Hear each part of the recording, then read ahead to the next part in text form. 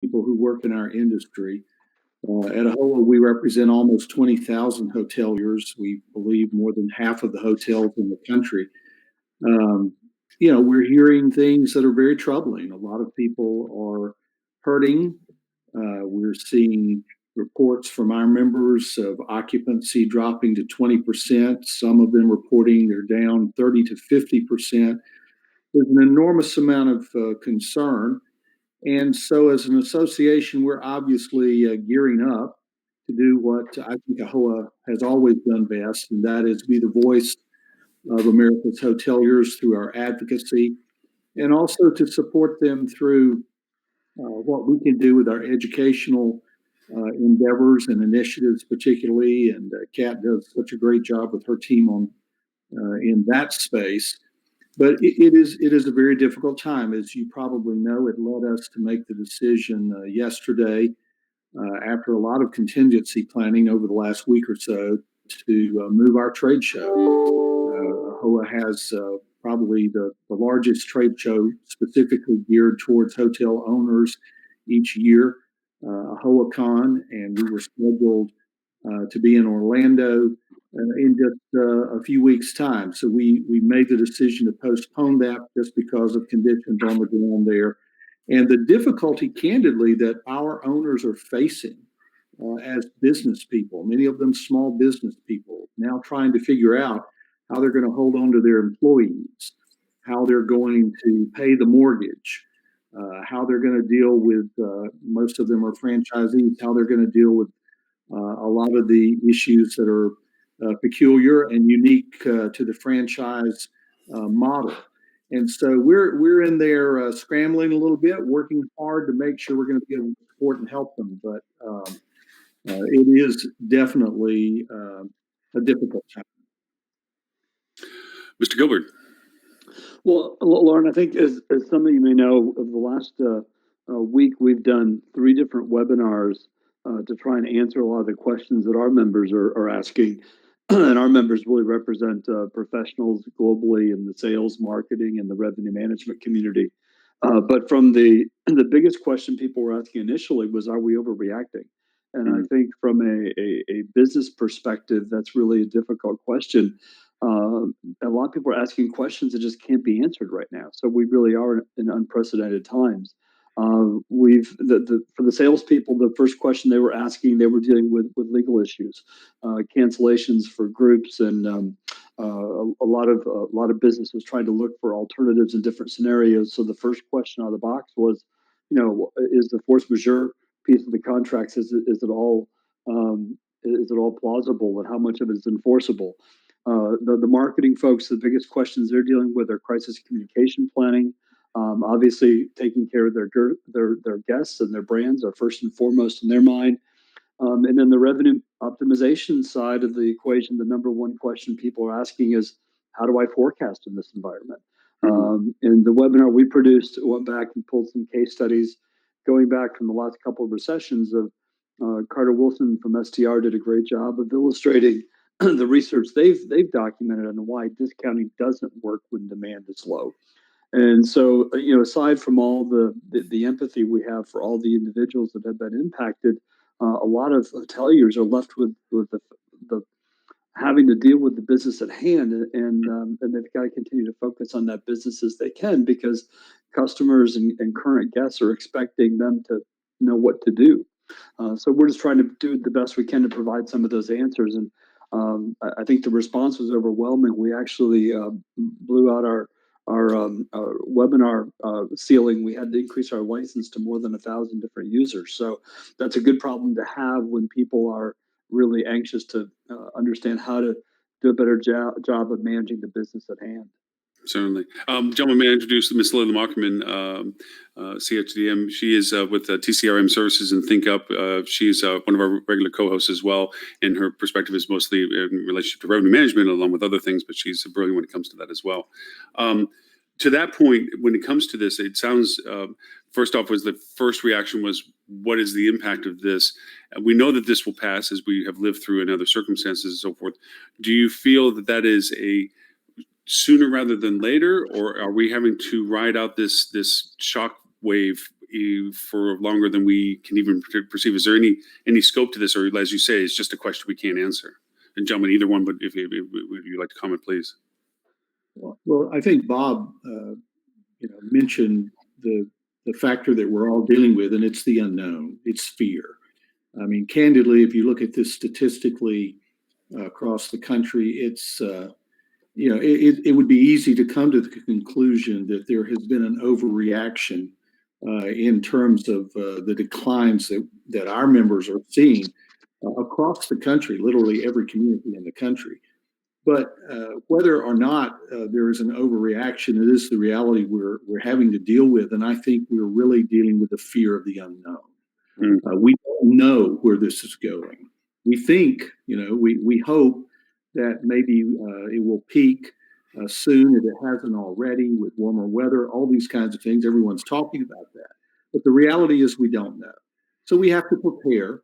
And as Bob was suggesting, we're also seeing a lot of people join our webinars. We are planning a lot more webinars over the coming days that will be focused on the issues that our members, hoteliers, are going to really have to face in for the foreseeable future.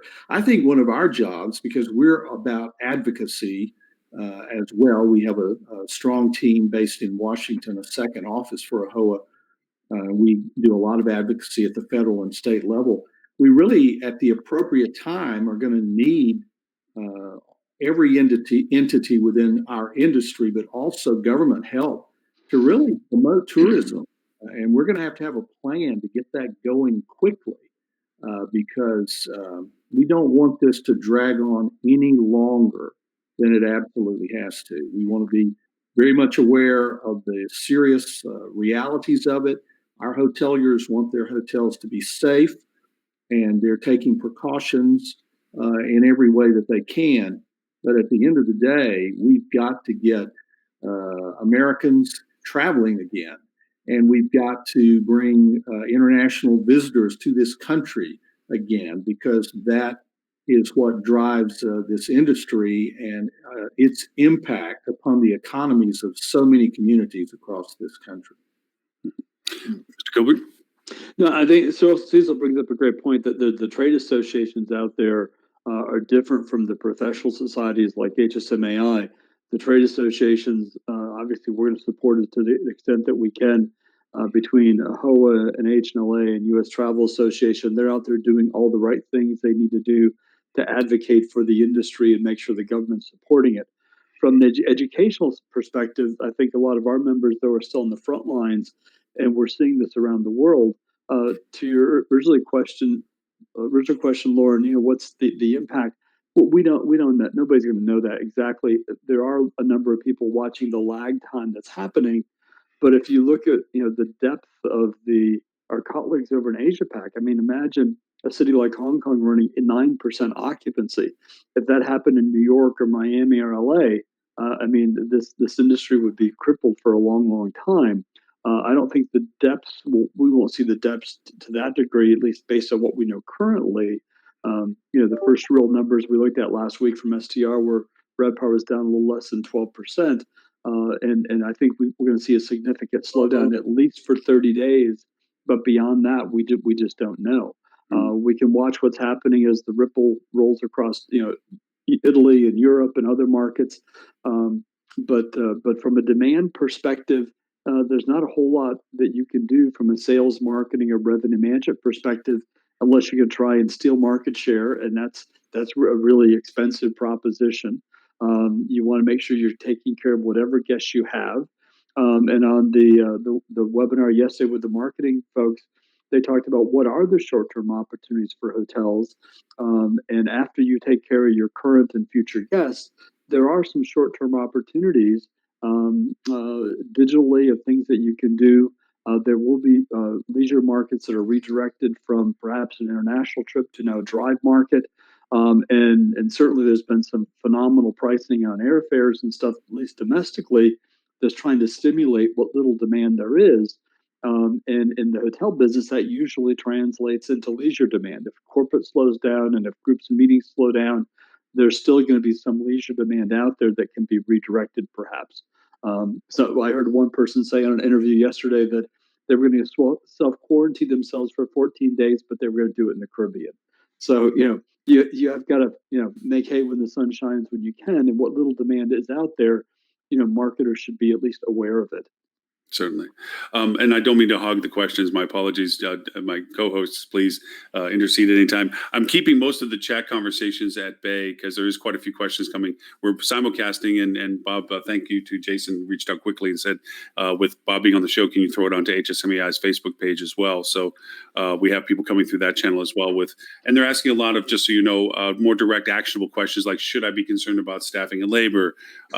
Is this something I should just, diminish my marketing until I have where I can spend the money where it's going to be more effective? So there's a lot of operational questions that are floating out that are more A-specific, as you pointed out, Bob, ground level at this point, that people are literally walking today to their businesses and there's not many guests that are there. And there's a lot of staff that are standing around going, how long am I going to be able to keep my hours going or something? So to that point, but any of my co-hosts, is there anything that you would like to ask while we have the opportunity to ask these two gentlemen questions? I mean, this is pretty cool. So I'd like to pose to both of you, and I understand that Kat may end up answering this question because of what she does for AHOA. What are you looking into to help hotels deal with the fact that they can't just come back and turn things on the way they were running? They're actually going to have to change to capitalize on the rest of the year. What are you looking into as groups for how to help hotels discover how to shift their strategies and how to shift their business practices to try and because quite honestly, let's talk about the fact they need more profitable business for the rest of the year to try to make up for however long this issue is going to create a vacuum of demand. Kat? Nothing like being in front of the boss and answer a question, though, is there? So as far as content, we realize absolutely that the industry is at a point where it needs resources. The best that we are able to do through the education department is offer information for them to think differently, and we're trying to do it as timely as possible. Some of the topics that we're hitting on, because I think Lauren, some of the items that he listed along with Bob, with what HSMI is holding webinars on, are definitely topics of interest to our members, but we're also looking at the impact on the trucking industry and how that is impacting delays. There's delays in hotel openings and construction overall. We're approaching the financing side, how to seek financing and prepare yourself for an approval, given that your performers are going to be way different than what you were presenting before. And also from the financing side, how do you go to your bank and seek concessions? How do you, negotiate what you have going on right now? Is there some type of interest forgiveness or something that you can work out? Some other topics that we're looking at, employment considerations from the legal aspect, and then also the safety side. We are also hosting a webinar specific to California, considering that they have such different regulations and laws specific to them. We're really trying to attack this from so many routes. I don't want to take up too much of the time from Cecil and Bob being featured on the show. But the most we're trying to do is, one, we've polled our entire board, and we're currently polling our membership to find out what it is they are struggling most with. And from that, we'll be able to produce more direct resources to help them out. So we're listening to our members, we're listening to what's going on in the industry, and trying to churn out as quickly as possible information to help them. Can I just mention one other level that is in addition to all the great things Kat and her team are working on? I mean, we really, our focus is owners, right? So we're trying to help our owners as they are having to deal with banking issues that's going to come up. We're trying to help them think through how they can deal with their local municipalities, cities and counties with respect to occupancy taxes and things like that right now. We already know of some members who've had some success in getting some forbearance there in that respect. We also are very interested in what the president announced the other evening, the SBA loans, some other opportunities that may come along. So we want to do everything to help them, in their advocacy, both in their local communities, all the way up to the opportunities they may have to take advantage of things the government may offer them. But what we're hearing, there's a lot of pain out there, and I'm afraid the pain is to grow. And if this is not something that changes rather quickly, you're going to see some folks facing bankruptcy. I fear you're going to see some folks who are going to have some very difficult situations relative to their staffs and employment levels. And so we just want to be of help in all the ways we can, and continue to monitor and listen to make sure we know of other ways that maybe haven't been thought of yet that we can help. Yes, Cecil's exactly right. I mean, if you think of a slowdown, a significant slowdown for at least 30 days in business, the ripple effects of that are going to be long standing. Even if it is only 30 days, that there's a significant slowdown, there are all sorts of ripple effects that they're affecting everything already. I mean, we never before have seen schools and colleges and universities close for the rest of the semester. Think about those students that still have apartments to pay for, and the restaurants in those college towns. I mean, the ripple effect will be material, and it will go on for some time. Certainly. There's another aspect of this that I think we're working on, and it's again unique for owners, and it's their relationships with the brands. Most of them are franchisees of all the various hotel brands. AHOA represents all of them at every level of service. So this week I've spent time on the phone, emailing brand CEOs, and I want to pat them on the back for a second. A lot of them are stepping up to take some actions that will be helpful to their franchisees.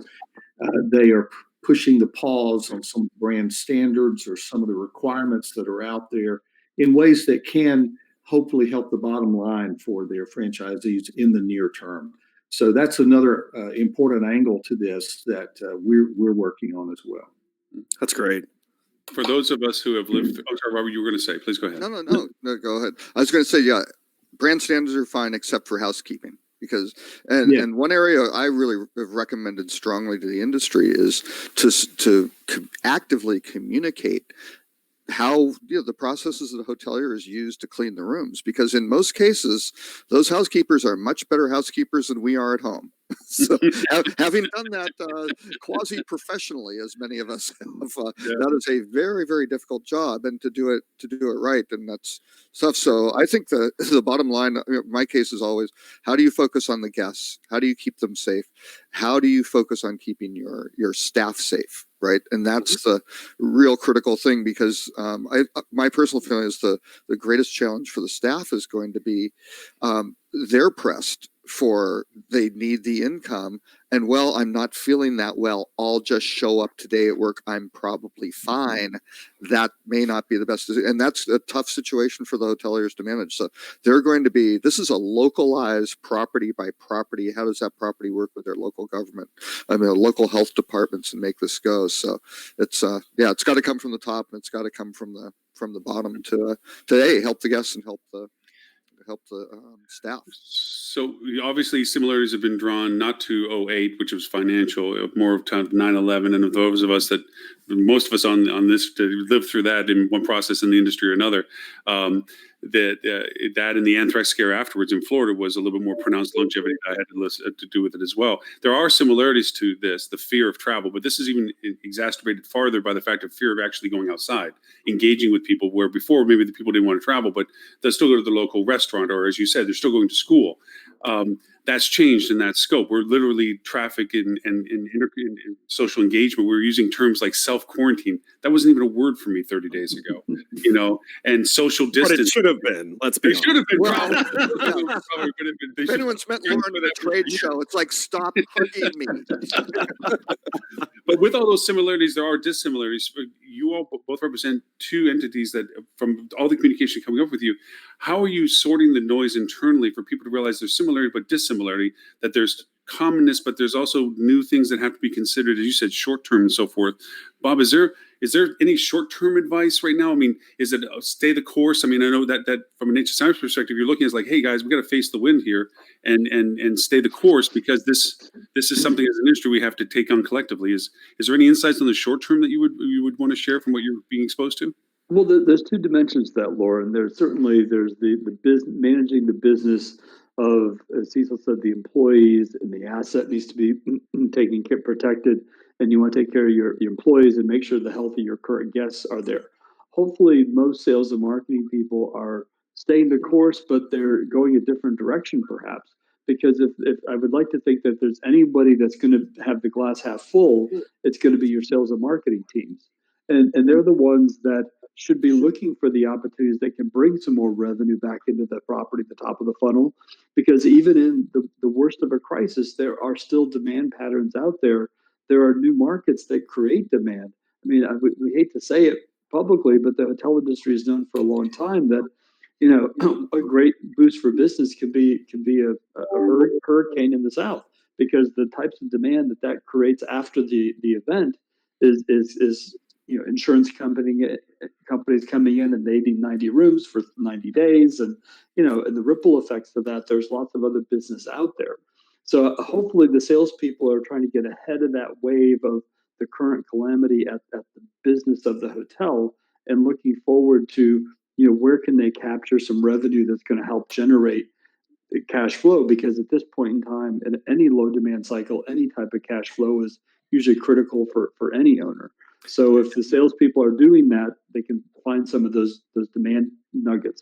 And to that point, that also may include needing to change how you present your value proposition. So if you're an Orlando hotel that's dealing with the fact that the theme parks are closed, most people do not know at all what else Orlando would have to offer. Mhm. And so not just assuming that your local market is going to know, you know, what is Orlando, what do you have to offer.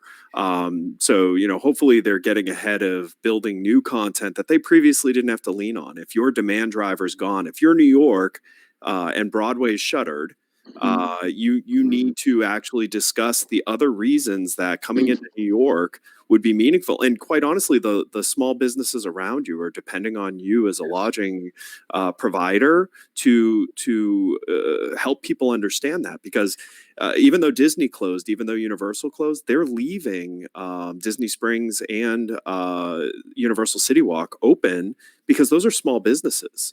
That, you know, Disney doesn't own those businesses. Those are tenants who need to stay open and need demand. So it's, everything is not gone for the things to do. So, you know, that's an important thing to think about. And you're right. There were some statistics released yesterday from MMGY Global that their digital search team said that the search statistics for travel have not dropped as dramatically as they thought they would. There are consumers still out there looking to travel. So they're advising a lot of their clients to look at some of the staycation markets and some of those drive markets that, where people, again, as I said earlier, are redirecting some of their travel patterns to, if they're going to travel. It may be delayed, it may be postponed, but it's Right. still demand out there to be captured at some point in time. Yeah.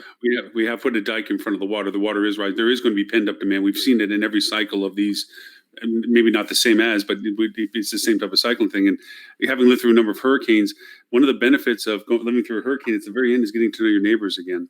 You know, your refrigerator isn't working. You got to grill all the stuff that isn't thaws. So everybody's having a neighborhood barbecue. This is the chance to get out. Go talk to your local businesses that you've been so busy taking care of your own business you forgot to communicate as effectively before. Realize, as Ed has said, that you have this symbiotic relationship, and exercise options. See if there's a way you can collaborate and get value propositions from that you can offer to guests as an incentive value to making a decision of travel. But yes, those are some of the aspects of this, I would mention. Lauren, you're right. I think there's some different rules of engagement, though, that marketers need to keep in mind, though, whether it's the social distancing. I mean, if you're in downtown Seattle or if you're in the state of Washington, you've got some different parameters and some different rules of engagement, at least for a period of time before all that can be activated. But again, if you're looking at your business from a sales and marketing perspective, you need to be ahead of that curve and saying, what do I need to do on my website to identify that right value proposition for what I can reasonably anticipate when some demand does come back.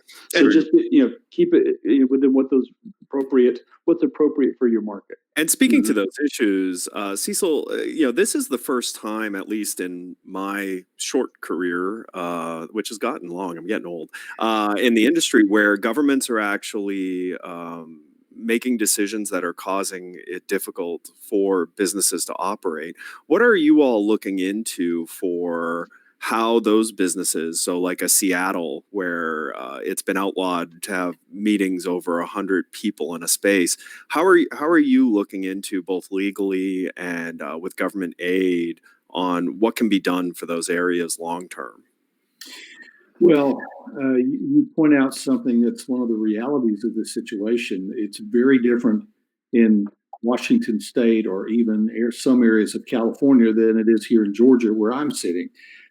And so you're seeing a lot of activity at the local government level. Some of it is at the state level, where perhaps governors are declaring a state of emergency. Some going further to say we are banning, or we are at least requesting that there not be gatherings above a certain number of people. So there's a lot of moving parts, and it is, of course, very difficult when you're trying to deal with every community in the country who may be doing something differently at a given time. But I think on the bigger scale, what we're advocating is one, from a government perspective, let's please not make this worse than it already is by doing things that candidly are ridiculous or stupid. There are no travel bans in this country as of today, other than the ones the president mentioned coming from Europe, flights, the ones he's done perhaps to China. There are no travel bans internally in this country. If you look at this statistically, I'm either blessed or cursed. Most of my best friends are doctors. If you look at it statistically and compare it to just the normal flu and the normal number of people in my state of Georgia who currently have the flu versus the number of people who have the coronavirus, the mortality rate for both. I mean, a lot of this, again, is about fear. And people react to fear. They make decisions on the basis of how they feel, their comfort level. The government is reacting to fear. And so some of this we just hope will work itself out relatively quickly as we see the curve, whether it's going to be a U or a V. We get to the point where these things are going to settle down, as apparently they have done in China. And we begin to see a turn in the growing number of cases. But what we're asking the government to do, particularly at the federal level, is to look at ways that they can benefit business in general, and certainly hoteliers and the travel industry more particularly. We're looking at things like tax credit, payroll tax credits. We certainly are very appreciative of what the president said about the SBA loan potential, the $50 billion that may be available there as an infusion of capital. But, we all know sometimes the government can get in the way as opposed to really giving us the help we'd like for them to do. But I think one of the things we're going to have to really advocate for is that when we're on the other side of this, that the government really does make some investment with this industry in promoting travel and tourism. And that's going to be one of the main things we focus on. Cecil, I'm sure you've seen this. There's been some precedents already set in some other governments around the world. Hong Kong and Singapore were the first two governments to provide major subsidies to businesses that were impacted. Everything from rent concessions for retail stores. They didn't affect the hotel industry directly, but certainly the hotel industries there are lobbying for that. But I think there has been some precedents set already, and those are great examples you brought up that can certainly help the businesses. They're going to be needed. Well, that's right. And so we're working in partnership with, you would expect, U.S. Travel, AHLA. We are really trying to take the advocacy efforts that the hotel brands have, work together to try to come up with some common sense solutions that can get this thing moving forward again quickly and can really provide some benefit. We just hope Congress and the administration will work together and we'll get some things done. This isn't a time to be in our corners lobbing shells at one another. This is a time to really do something, because to fail to do that or to avoid doing that for some reason is going to prolong this. And the consequences, unfortunately, in some places, in some areas, could be devastating, or at least inaction could lead to this taking much longer to come out on the other side. Certainly. Just to share some dialogues that are on other channels, it's interesting. There's a lot of sub conversations. We often wonder, from a show's perspective, the different tiers of people that engage with us. We know ownerships do, and brands, and software service companies, and so forth. There seems to be, and on Twitter, a lot of going back and forth about staff line employees talking about how their management is not listening to their concerns, and management on the same channel replying to them, not specifically as their manager, but as a representation of what they are responsible for. So it's an interesting dialogue you've literally created on a ground level of people going back for, why is my manager not worried about me being sick? And then the manager said, we are worried about you being sick. Don't try to, and so there's interesting dialogue. This is, to your point, a point of fear. This is a point of uncertainty, the duration of which is still yet to be determined for it. And the cohesiveness of your gentlemen's conversations from your perspective of representation is solid, because so much white noise is out there right now of everybody throwing out their 2 cents, whether it's justified or not. And as we pointed out, not everybody's an authority on this stuff, and not that all of us are an authority on these things, but for the aspect that we represent people that can collectively come up with some solution processes. So I can't thank you enough for the fact that collectively you're talking about these things. But is there a way that we can continue this? Like, how can we keep that voice? Like, Bob, you have your webinars, and Cecil, you have your webinars, and you have your dialogues, and you have your lives things, and so forth. Is there a way, as you said, that without lobbing things back and forth, that we could collectively keep clarity to the process of what everybody that you all represent can use? Actionable things like, how do I stress test my budgets? How do I determine market strategies? How do I know when's the right time for rate variations? And these pop up a little, you get asked a little question off to the side, and I'm sure we'll hit that later on in the show. But just, these are the hardcore things that are immediate concern for them at this point. And you all represent those kind of answers. So I would love to know, what are some of your future anticipations that you're looking to try to do? Well, Lauren, I think, Cecil and Kat both mentioned this. I think the things that associations have a responsibility to do is listen to their members. And to answer any of those questions you gave as an example, there's no one right answer for any particular hotel or hotel company or asset. It's going to be different in every situation. But we have to understand what those underlying trends are, and what are the themes, and how can we contextualize that into meaningful either change or education for our respective stakeholders. And that's, I think, what we'll have to continue to do. At HSMAI, we have 3 advisory boards that we depend on heavily for what are they seeing on the front lines on a weekly basis in sales and marketing and revenue optimization. And that's where the ideas are coming from. I mean, just this morning we released a special report that actually aggregated it was all the gold winners from the crisis communications category, the Adrians, for the last 3 years. And we didn't realize what we were sitting on, to some degree, to be perfectly candid, until we looked at the list, and we had SARS, and we had what Carolina had done, and we had a couple hurricanes, and we had these case studies that really were sitting in the archives. We pulled them all together and published them in a special report that went online this morning, free to anybody. But there's these tools out there we can learn from history, even though we're sitting here in unprecedented times. While everybody should always have a contingency plan, everybody has admitted that nobody could have had a contingency plan that was as comprehensive for what we're facing right now. So we have to keep, strategizing and on a daily basis. Actually, just to interject something, since we started the broadcast, there's going to be the president's having a press conference at 3 p.m. apparently to declare a national emergency, which should basically open up about $42 billion in additional funding for to combat this. But yeah, it is unprecedented. I mean, it's interesting. People aren't going to have a diversion either. I mean, there aren't sports, there aren't events and things like that to take their mind on it. So people are just going to be looking at this very directly. Just one thing, just statistically, I'd like to throw in. There's some interest.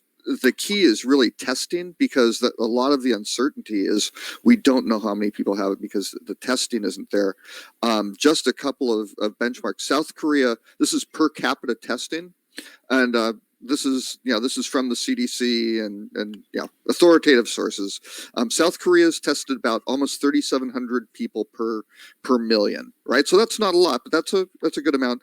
Guangdong, China was about 2,800. Italy, where you see they're having tremendous problems, was only 826. The big red flag for me is the U.S. is 5.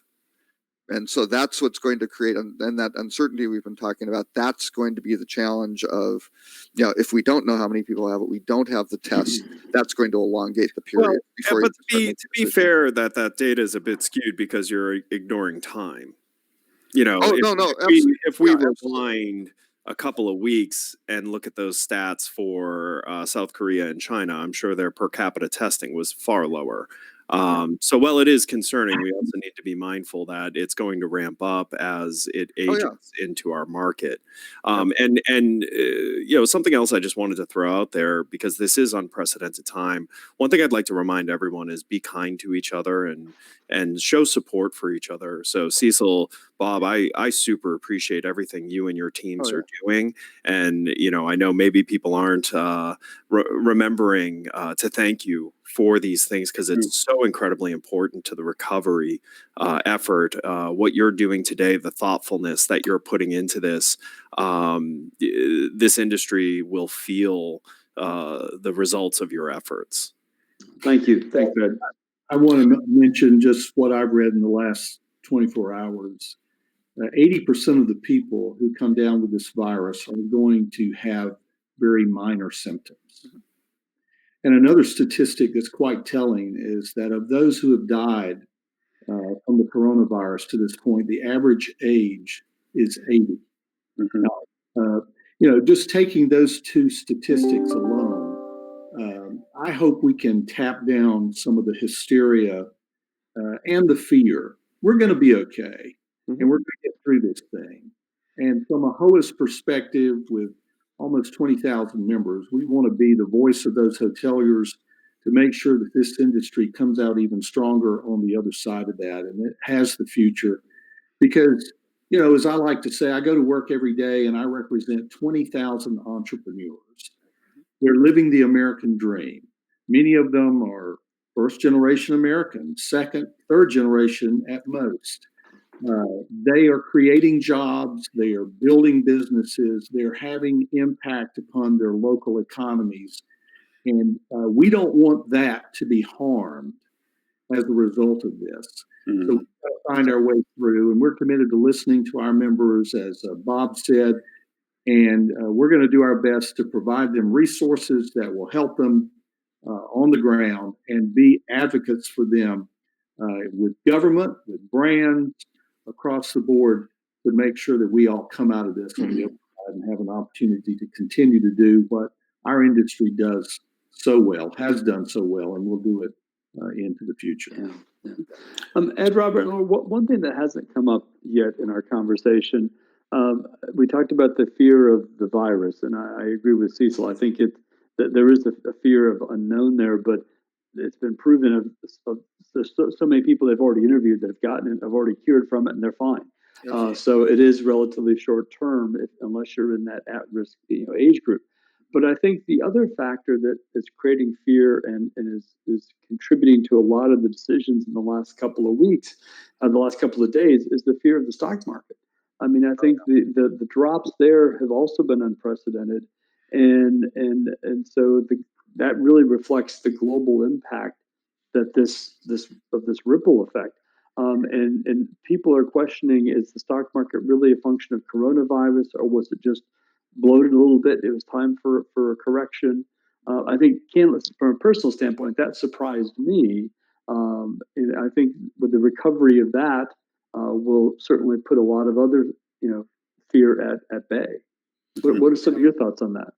Well, we've been saying this on the show for probably a year, because the hotel industry fundamentally really started plateauing from a RevPAR perspective really almost 3 years ago. So this recovery has been fantastic. But we've always said, well, there's going to be a downturn, but nobody knows what will trigger it. We're saying probably some sort of event nobody can anticipate, right?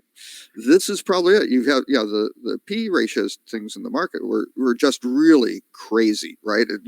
Unprecedented historical levels. So it was due for a correction. I think the challenge is really volatility. I mean, 2 days ago, anyone who would have predicted, after the president goes on television, all of a sudden future markets are down 7%, right? That's bad. Well, today is Friday the 13th. I don't know how the market's going to be emotionally. Overnight, same thing, 24 hours a year, it's up 5%. Nobody can predict what's happening. So that's the real challenge. And with those statistics, my main point was the 5 is there's going to be a lot of uncertainty, right? So, and I really think that it is going to be a localized effort. It's going to be.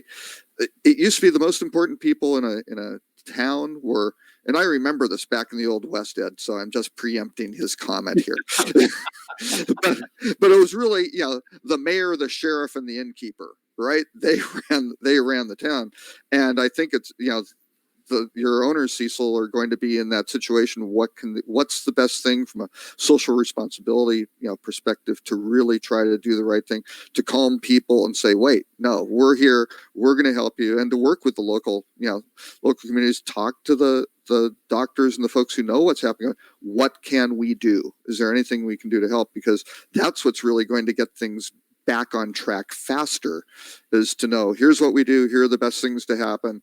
And also, if you start seeing people going, hey, stop, let's not shake hands when we greet guests, we know that used to be a thing, let's stop doing simple things like that, making sure you have hand sanitizers, and all those processes are just going to be hugely important to do your little part. But I think it winds up being everybody doing their little part to go, let's get through it, because we will. This is not going to wipe out civilization, but it's also going to be a pretty big eye opener where you do have to be somewhat distanced from people to kind of knock this thing down. And that's why those Chinese numbers were so low. They took some steps which I can't imagine we would be taking here. So again, that may lengthen the time and maybe have more people get the virus. But again, we talk about it on the show all the time, the trade-off between kind of privacy and versus convenience and security.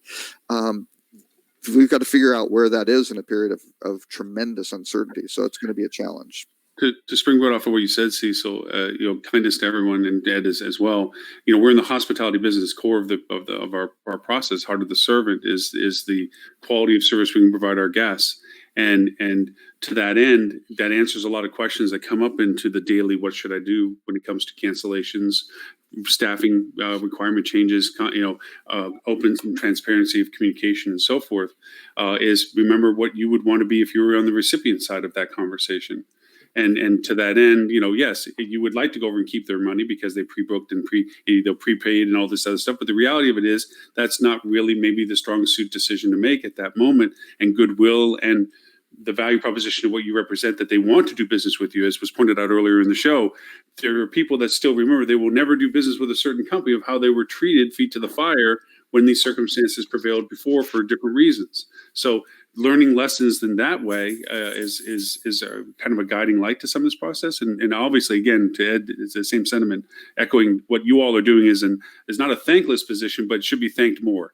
That clearing the clutter and keeping that ear to the memberships that you represent, and bringing that solidarity of single solution stuff rather than listening to the rabble is a value proposition beyond measure at this particular moment.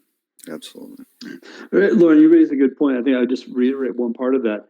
Decisions that hoteliers make today in terms of how they deal with the transactions with their guests as it relates to changes and cancellations and scenario planning for groups and so forth, that has a chance to really create your brand or create your reputation for a long time.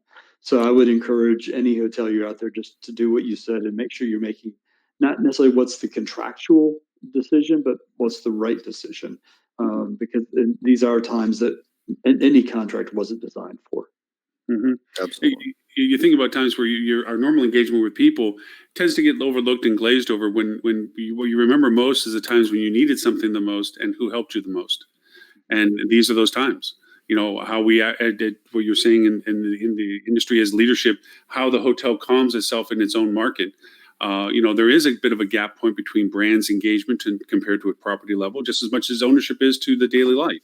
And making sure that communication pipe is between the two in solidarity, that they see the same mission and that they're approaching it the same way, is going to measure far beyond in the value in the future when things do come back to a sense of normalcy, because people remember how they were treated during these times. So yeah, very strong in that sense. So, was there any questions that we may have missed from our co-host that we wanted to make sure we had the opportunity to ask before? Because strangely enough, I sincerely appreciate the love of time. I know you both are incredibly busy, and you give us you originally a half hour of your time, and we're rolling up on an hour. So I don't want to be mindful of the fact that we're not appreciating it, but by the same token, we don't want to steal away your whole day. Although we'd love to keep you around.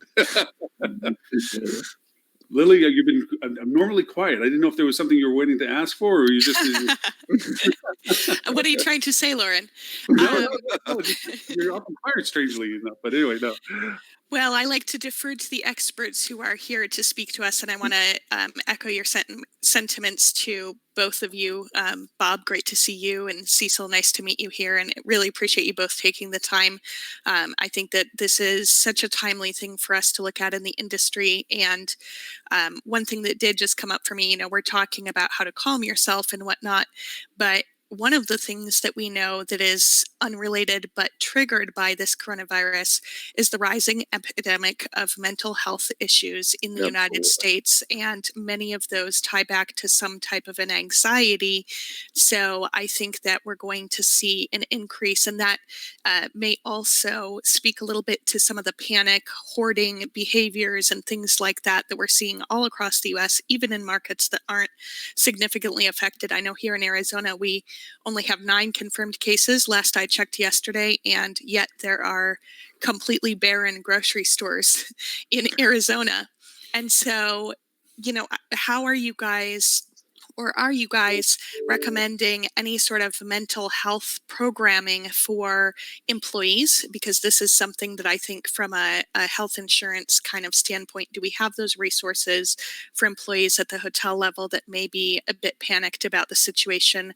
And then also, I'm sure we'll get into it in a little bit more detail later, Steve's question about packaging. Is there a way that hotels can capitalize on this, especially those who are in more remote markets that maybe allow for social distancing as sort of a tranquil place to get away? Because within our clients, we're not yet seeing a lot of decline from leisure travel to non-major markets. Some of the more remote markets, the transient leisure segment is still pretty healthy, especially drive distance feeder markets. So there's a lot in that. This is like a Lauren question, I think. Right. But I guess my main question, given your positions, are how can we advise hoteliers on the best way to approach any mental health concerns, especially with their staff, but also as they deal with their guests? That is a loaded question. Well, like I mentioned, I wrote this down as another topic to enter into our COVID webinar series. So it was not a topic specifically addressed. We're looking at different employee considerations, but that is one we will definitely ask our speakers to highlight. Yeah. And unfortunately, one of the contributing factors to the disease, I mean, certainly if you have lung issues and things like that and other health, but anxiety is one of the things that, you know, really wind up, you know, it reduces your, you know, the quality of your immune response, right? Because your body's stressed out doing kind of unproductive things, being anxious. So yeah, it's that's going to be a very, very big factor. And again, especially because people don't have a release of, you know, watching sports or, you know, going to the theater or whatever the case may be. So, yeah, no, I think you bring up a great point, Lily. Well, then the anxiety of the uncertainty of income and what have you. Yeah, the stock market, all the things. Yeah. Yeah. Which goes back to part of our earlier conversation that both of you gentlemen have already addressed is the aspect that how we relate to our staff and team and how we handle that. and how cooperative and helpful we are with the guests that are having to cancel their plans with us and so forth, is the small little piece, as Ed says, that we can contribute to being kind and just say that this is one less thing that they have to be. But it does, to some degree, from any point of view, if you're going to keep teams and try to keep them active, you're going to have to incorporate the fact of the calmingness of this, which, gentlemen, going back, you all do quite well with the associations on, again, jumping on this so quickly because of knowing the impact. You rode the wave as soon as it happened. You brought out content that was clear. You brought out information that was useful. You brought out answers to questions early rather than being the reverse, which is behind it. Because one thing that we didn't bring into today's conversation is the 800-pound social media gorilla that we have to work around every day now. And the disparity of disinformation and these anxieties run rampant in troll form online and so forth, and you all have to deal with that in numbers we can't even fathom. So, thank you for clarifying all those things as well for that. But Lauren, I need to jump off in a minute, but I wanted to just reiterate maybe something that I think was one of the key takeaways from our 3 different webinars this year. If there's 3 things we talked away with, one was a reminder for all hoteliers to be empathetic and take care of your customers and your employees first. Number 2 was take care of the business, because the business needs to survive. And the third thing, I think Carter Wilson articulated really well on the revenue optimization webinar, was in a down economy, nobody wins.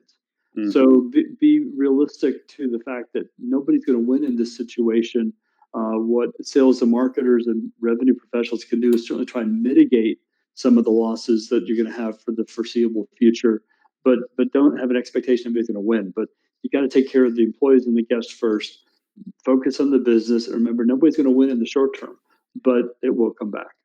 So I would agree with just what Bob said. It's my understanding there probably, prior to the onset of this situation, there were 1 million unfilled jobs across this country for hoteliers in the hospitality industry. We've been in a period of full employment.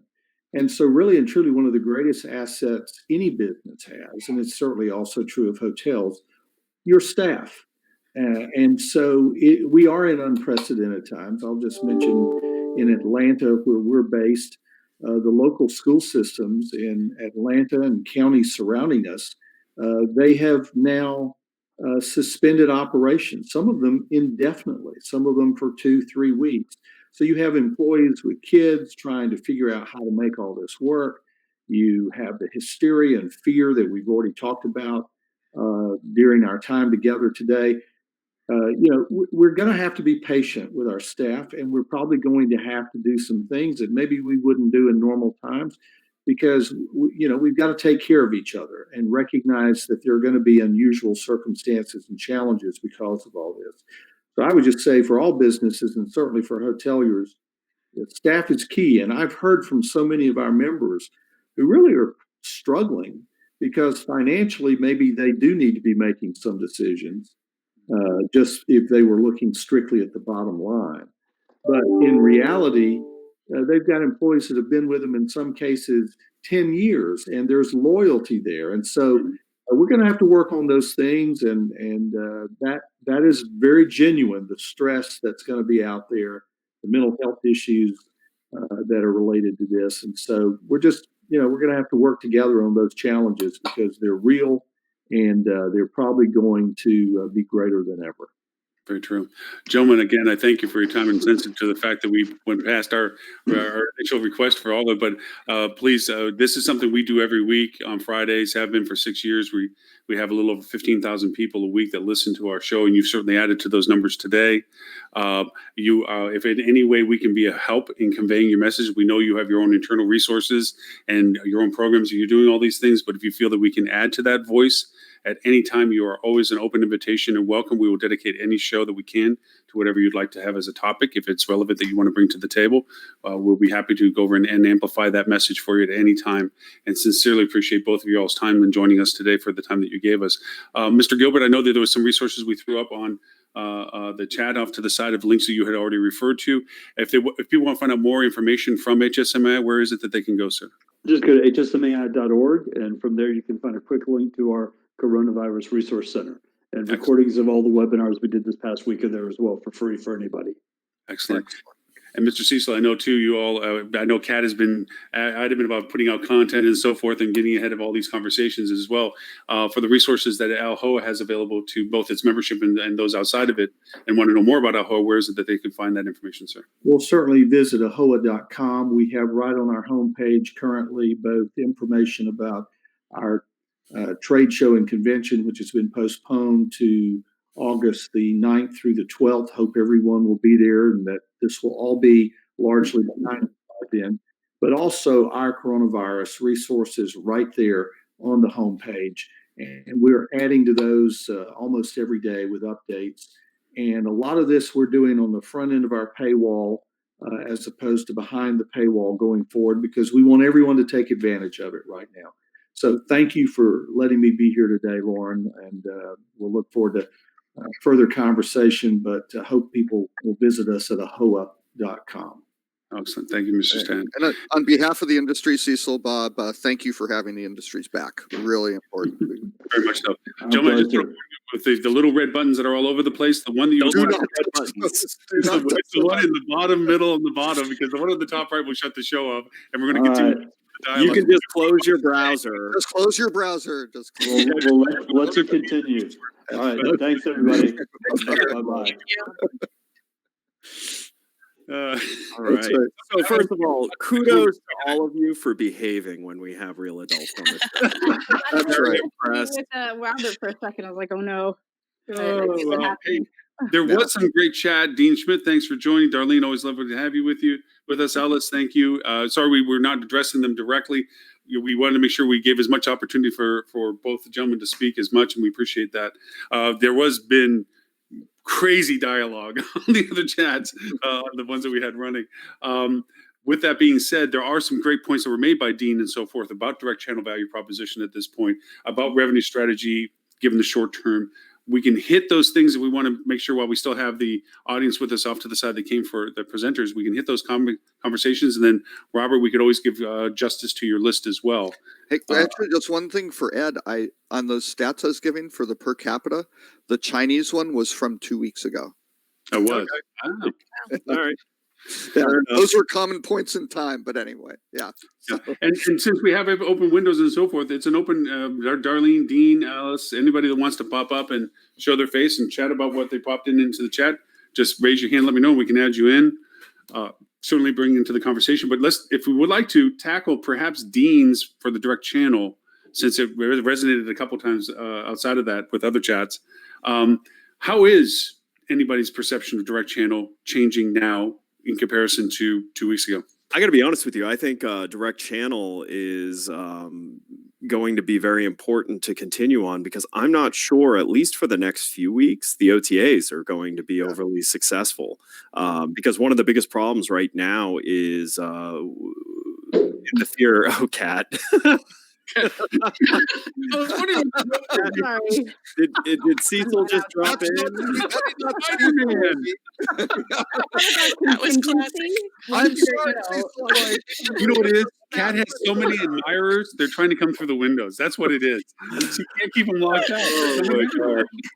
Oh, the fanboys are after it. Up there they are. Yeah. So I don't think OTAs are going to be able to wield a very strong sword in the next 2 weeks. Well, it's fear of potentially not being able to go somewhere based on how local governments are acting. I think you're really going to need to chime in on your local channel, and really looking at your drive markets. I think drive markets for the near term need to be your focus, because it's a lower risk trip for most people. If you're a campground, you are in great shape. Right? Hey, Dean, how are you, sir? There we go. Derby Stop. Oops, can we hear you? Hold on. Again. Can you hear me? Yeah, There we good. go. Good. Hey, Dean. Hey, how is everyone? Oh, having fun. Good to have you on. Happy So- Friday the 13th. Yeah. So for those who don't know Mr. Dean Schmidt, brilliant man in regards to MetaSearch, great speaker on it, has been with HSMAI several times on the topic. I had the privilege of working with him with DerbySoft for a little while. Man taught me a tremendous more than I ever can remember. and actually has a very good perspective on the value of metasearch now as it has evolved. So, I mean, I would love to have you chime in on this direct channel conversation we're throwing in. Oh yeah, great conversations and great points that have been made by Ed and Robert and such. And as I mentioned in the chat, right now being able to control your narrative is so important, right?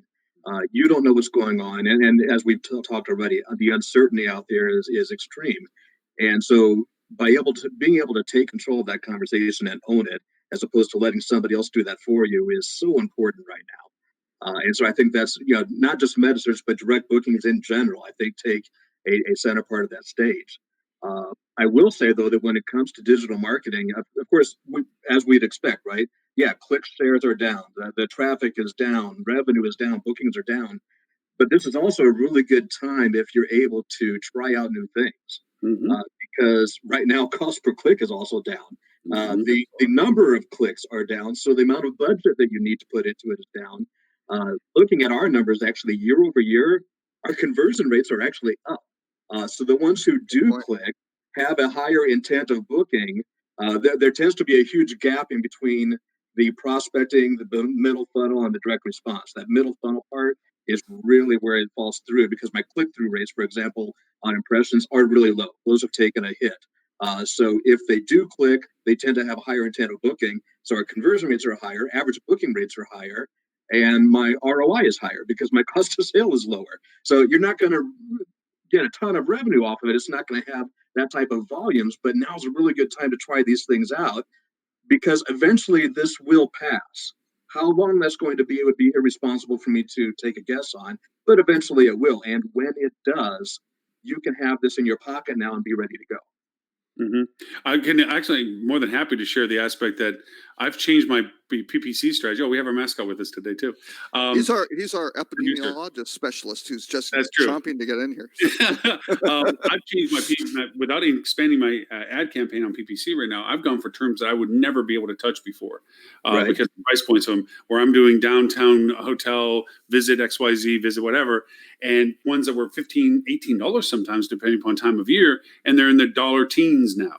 And yes, you're not getting the same conversion, but you're also, when I was talking to 1,000 people, now I'm talking to 10,000 people. So even though it goes down a couple of decimal places, the numbers are still higher than what I was getting with the stuff I was doing. And I've only just really added them to my budget. So the key element is when you shut off your marketing as a cost savings, you're really just shutting off your sign, letting people drive right by it to the people that still have their signs on. Right. Yep. And like Dean said, not everyone is afraid to travel. Actually, quite a few people have a desire to travel, and their options have shrunk.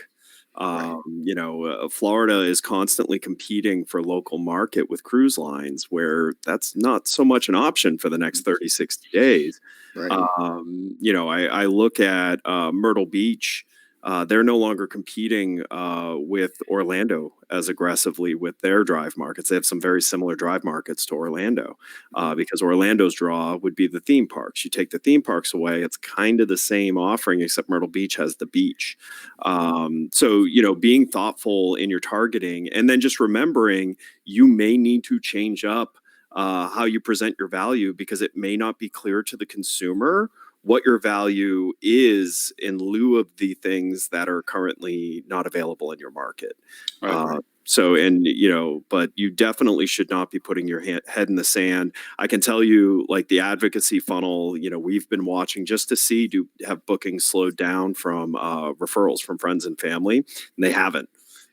We've seen no drip or no drop in booking conversion for the last 2 weeks.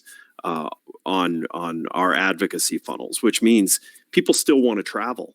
They still want to see normalcy. We're also seeing that advocacy is still happening. The people on your property are sharing about what they're doing. You should be encouraging that, because there's no better way to fight fear than by showing people that the world isn't truly on fire. This was advice we gave to the Caribbean during Zika. There's no better way to make someone feel a bit more comfortable by showing them what's happening right now. Right. Very true. Very true. I've been an advocate. I'm convinced that one of the safest things that you can do right now is walk your dog. So pet-friendly hotels that can promote dog walking. You get exercise that boosts your immunity. You get some sunlight, and there's hit and miss on whether sunlight kills viruses and the heat spread coronavirus and so on. It makes your dog happy, so that's a plus. And apparently, dogs don't get sick from this thing. So hey, Well, recently, yeah, the World Health Organization said that the dogs aren't going to give you coronavirus. So who let the dogs out? there you go. Yep. I'm just going to ignore that one. So Somebody hit mute on there. Just hit it. I have kind of two different things here. One, I wanted to go back to Steve's original question that he had put in about packaging, and that kind of ties back to a lot of the things that we're talking about here. I think right now the worst thing that you can do with packaging is try to capitalize on cute terms about what's going on with coronavirus. That's kind of the lazy way to go. Try not to repeat things that are already in the media, because then you're really just feeding into the cycle. But really go back to there you go. Really go back to the customer's actual needs. They need to find some peace of mind in the midst of this crisis, like we talked about earlier. If you already are set up for wellness packaging, it's a great time for wellness packaging. Really kind of trying to target what's on customers' minds, not what's in customers' inboxes. So it's really important that you set yourself apart by going to that core need, not the symptom of the core need. So whatever, that's quite broad, but from a packaging perspective, I think that that's something really interesting. And then I also wanted to ask Dean, because I know this has been a hot topic with many of our hoteliers, that there are OTAs that are kind of in violation of their agreements because they're cutting margins or they're displaying opaque package rates on a public channel, and those of course then show up on metasearch. Are you seeing, or do you anticipate an increase in that as the OTAs, like every other business in the travel industry right now, struggle to keep up? And also wanted to welcome my friend Amy Infante from GetGo. Yeah. Hey, Amy, thanks for joining us. I'm sorry, I'm just going to insert for a second. I have to jump off. I just got like 3 more webinars I have to do now. So I'm sorry. A really good show. Yeah, It was a lot of fun. Kat, I'm sorry, and Amy, we'll get to you, of course. Thank you for joining us as well. But Kat, if people want to know more, I know we already spoke with Cecil about this, but also with you, if they want to know more about you, reach out to you, and also what AHOA is doing. Where is it they can find you?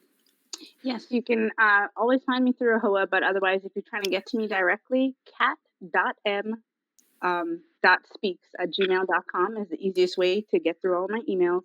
And definitely through the AHOA channels. It looks like we'll be doing a lot more remote things now, a lot more virtual education. So definitely look out for that. And I think that's all right now. It's everything is pushed aside all for COVID. So we're on it, and we hope to offer some more resources for you all. And thank you for you all. I'll be reaching out too to see if you can help us with some of our webinars. And Kat, thank you for orchestrating Cecil's participation and what have you, and always. So thanks. Yes, thank you, Kat.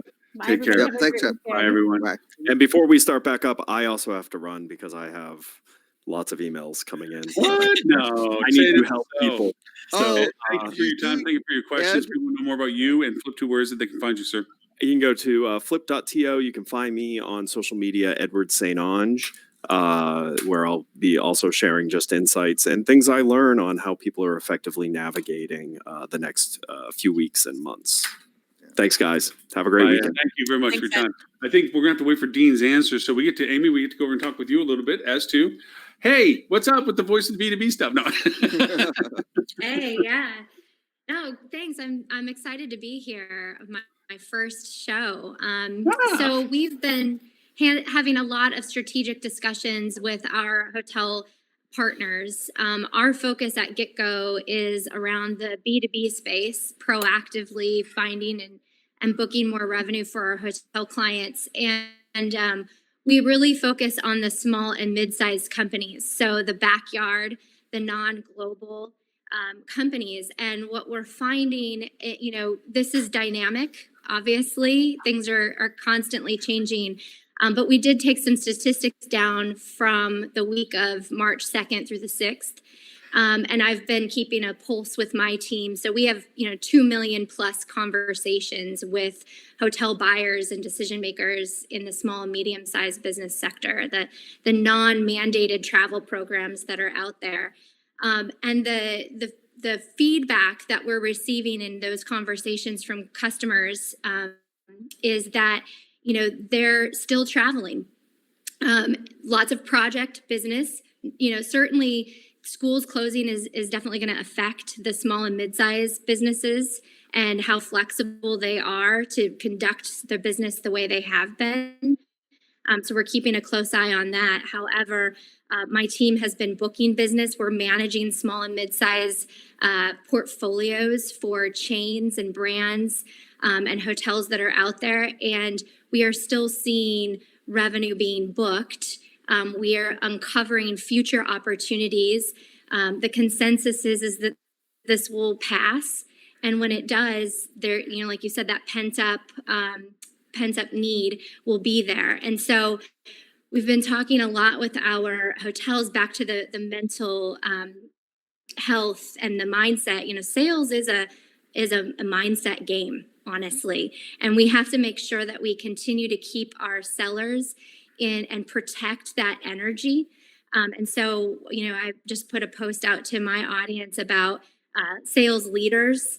All leaders really need to protect their energy during this time and ensure that you are there to lead your team in the best way possible, because we must focus on what we can control today, and that is to take the next best action right now so that we can impact the best written industries specifically that are still traveling. Certainly the small and medium-sized business it's very fragmented. There's all kinds of businesses within that segment, that sector. And we're seeing it all across the board, from retail new openings, continuing on, construction, consulting projects, anything, of course, that centers around medical. So sellers and teams need to be focused on what they can control and who's out there still traveling. And it's important to share that information and data. It shifts depending on the market that you're in, obviously. But I think the dialogue has to continue around that. Let's focus on what we can control. Mm-hmm. Absolutely. My perspective on a lot of them is you've got to look at like Maslow's needs hierarchy. And I think the more you can start putting people at ease with, here's what we're doing to cover your health and safety and security, which is always kind of the base level. That's critical. And again, knowing that, your local companies and the provider, the people who really need help, that you're there to provide a resource to help them out. That's hugely, people are going to wind up, and you wind up with these, kind of disaster scenarios. They wind up with lifelong friendships and bonds, and who knows, new businesses, and all these great things come out of, people working together under duress. But yeah, it's a huge opportunity to do some great things. But you're right. It's all the little stuff with the smaller guys, not the big, hey, maybe we can go pitch the American Medical Association to do all of their whatevers, 2 years from now when this is over. That's going to be tough. These guys are in survival mode. So true. And Amy, thank you for being, but one thing we didn't get to mention is that Amy was going to be our guest host today. That's right. From Mel Gibson. No. So you were an amazingly good sport about this, and we will make this up to you, I promise, because we want to take some opportunity for you to be able to feature and talk a little bit more in depth about what it is that you do. And as you're mentioning, the B2B component of all this as well. So thank you so much for being a great sport about all that. With the B&B aspect of it, it's kind of interesting the way you're talking about this, is because everyone's talking about the transient impact of this. And of course, there's the group impacts and so forth, but there's like the 7 stages of denial and so forth. Well, there's also processes of these kind of shattering events. And you're talking about stuff that's kind of like third step down. It's when we get past the initial shock of barren transient and we get past the shock of lost business, then it's like, where's all my business people? Where's all my communications at that level? You know, and then they're going to realize that that happened all at the same time. So you're kind of actually ahead of the conversation in lots of ways by talking about, if you're not already thinking about it because so much is going on, you're just getting so many lefts, you're begging for a right, that you need to incorporate this into your dialogue now. You need to start being proactively engaged with what you're talking about now, because it's only going to be a longer road to get back on later. Am I kind of right? Absolutely. The dialogue of our business, absolutely. And in sales, I mean, the dialogue has to remain proactive. We talk about this in good times, you know, and we can't wait for something tragic to happen to decide to take action and be proactive. And you know, we have a whole study that we did from the past 3 years, and we uncovered that the moment you start to prospect, the moment you start to have conversations with customers, the business actually starts to flow about 7 months out. So based on 3 years of voice of the customer interaction and data and pulling insights from the work that we've done, it's a 7+ month rule, essentially. So today, those sales teams that are sitting there, like I just say, do not be paralyzed by the news. Still have, I mean, obviously we can't be tone deaf to what's going on, right? And we need to be compassionate and lead with heart.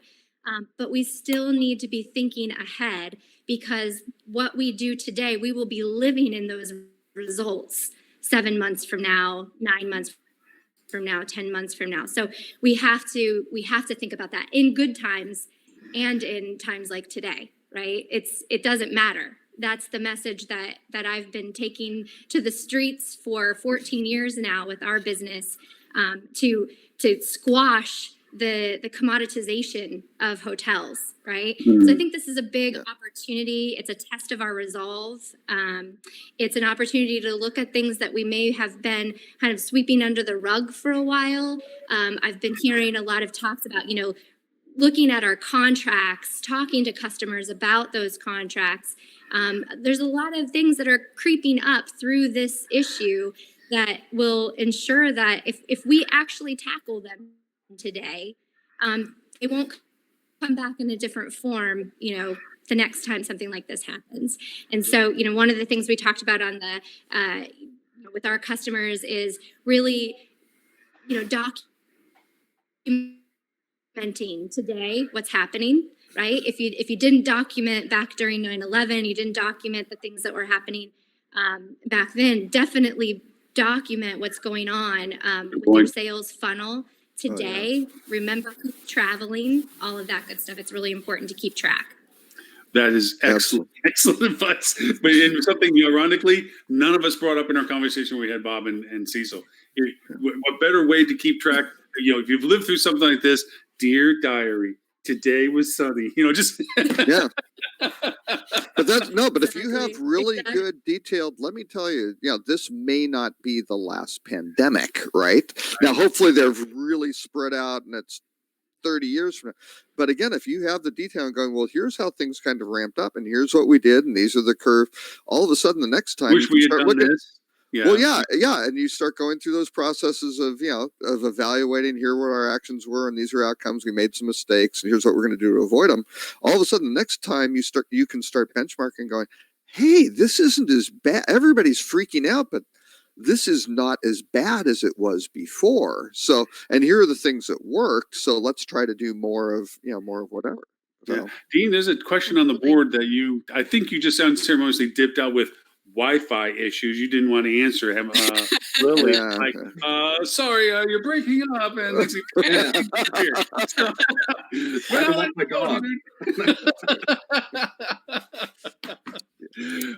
Lily, I think, Dean, I think you heard the question, but basically, you know, these evil people that are taking advantage of the opportunity and dumping rates they shouldn't be into the market. Are you seeing more of it, less of it? Are you worried about it? Is it just the same old, same old?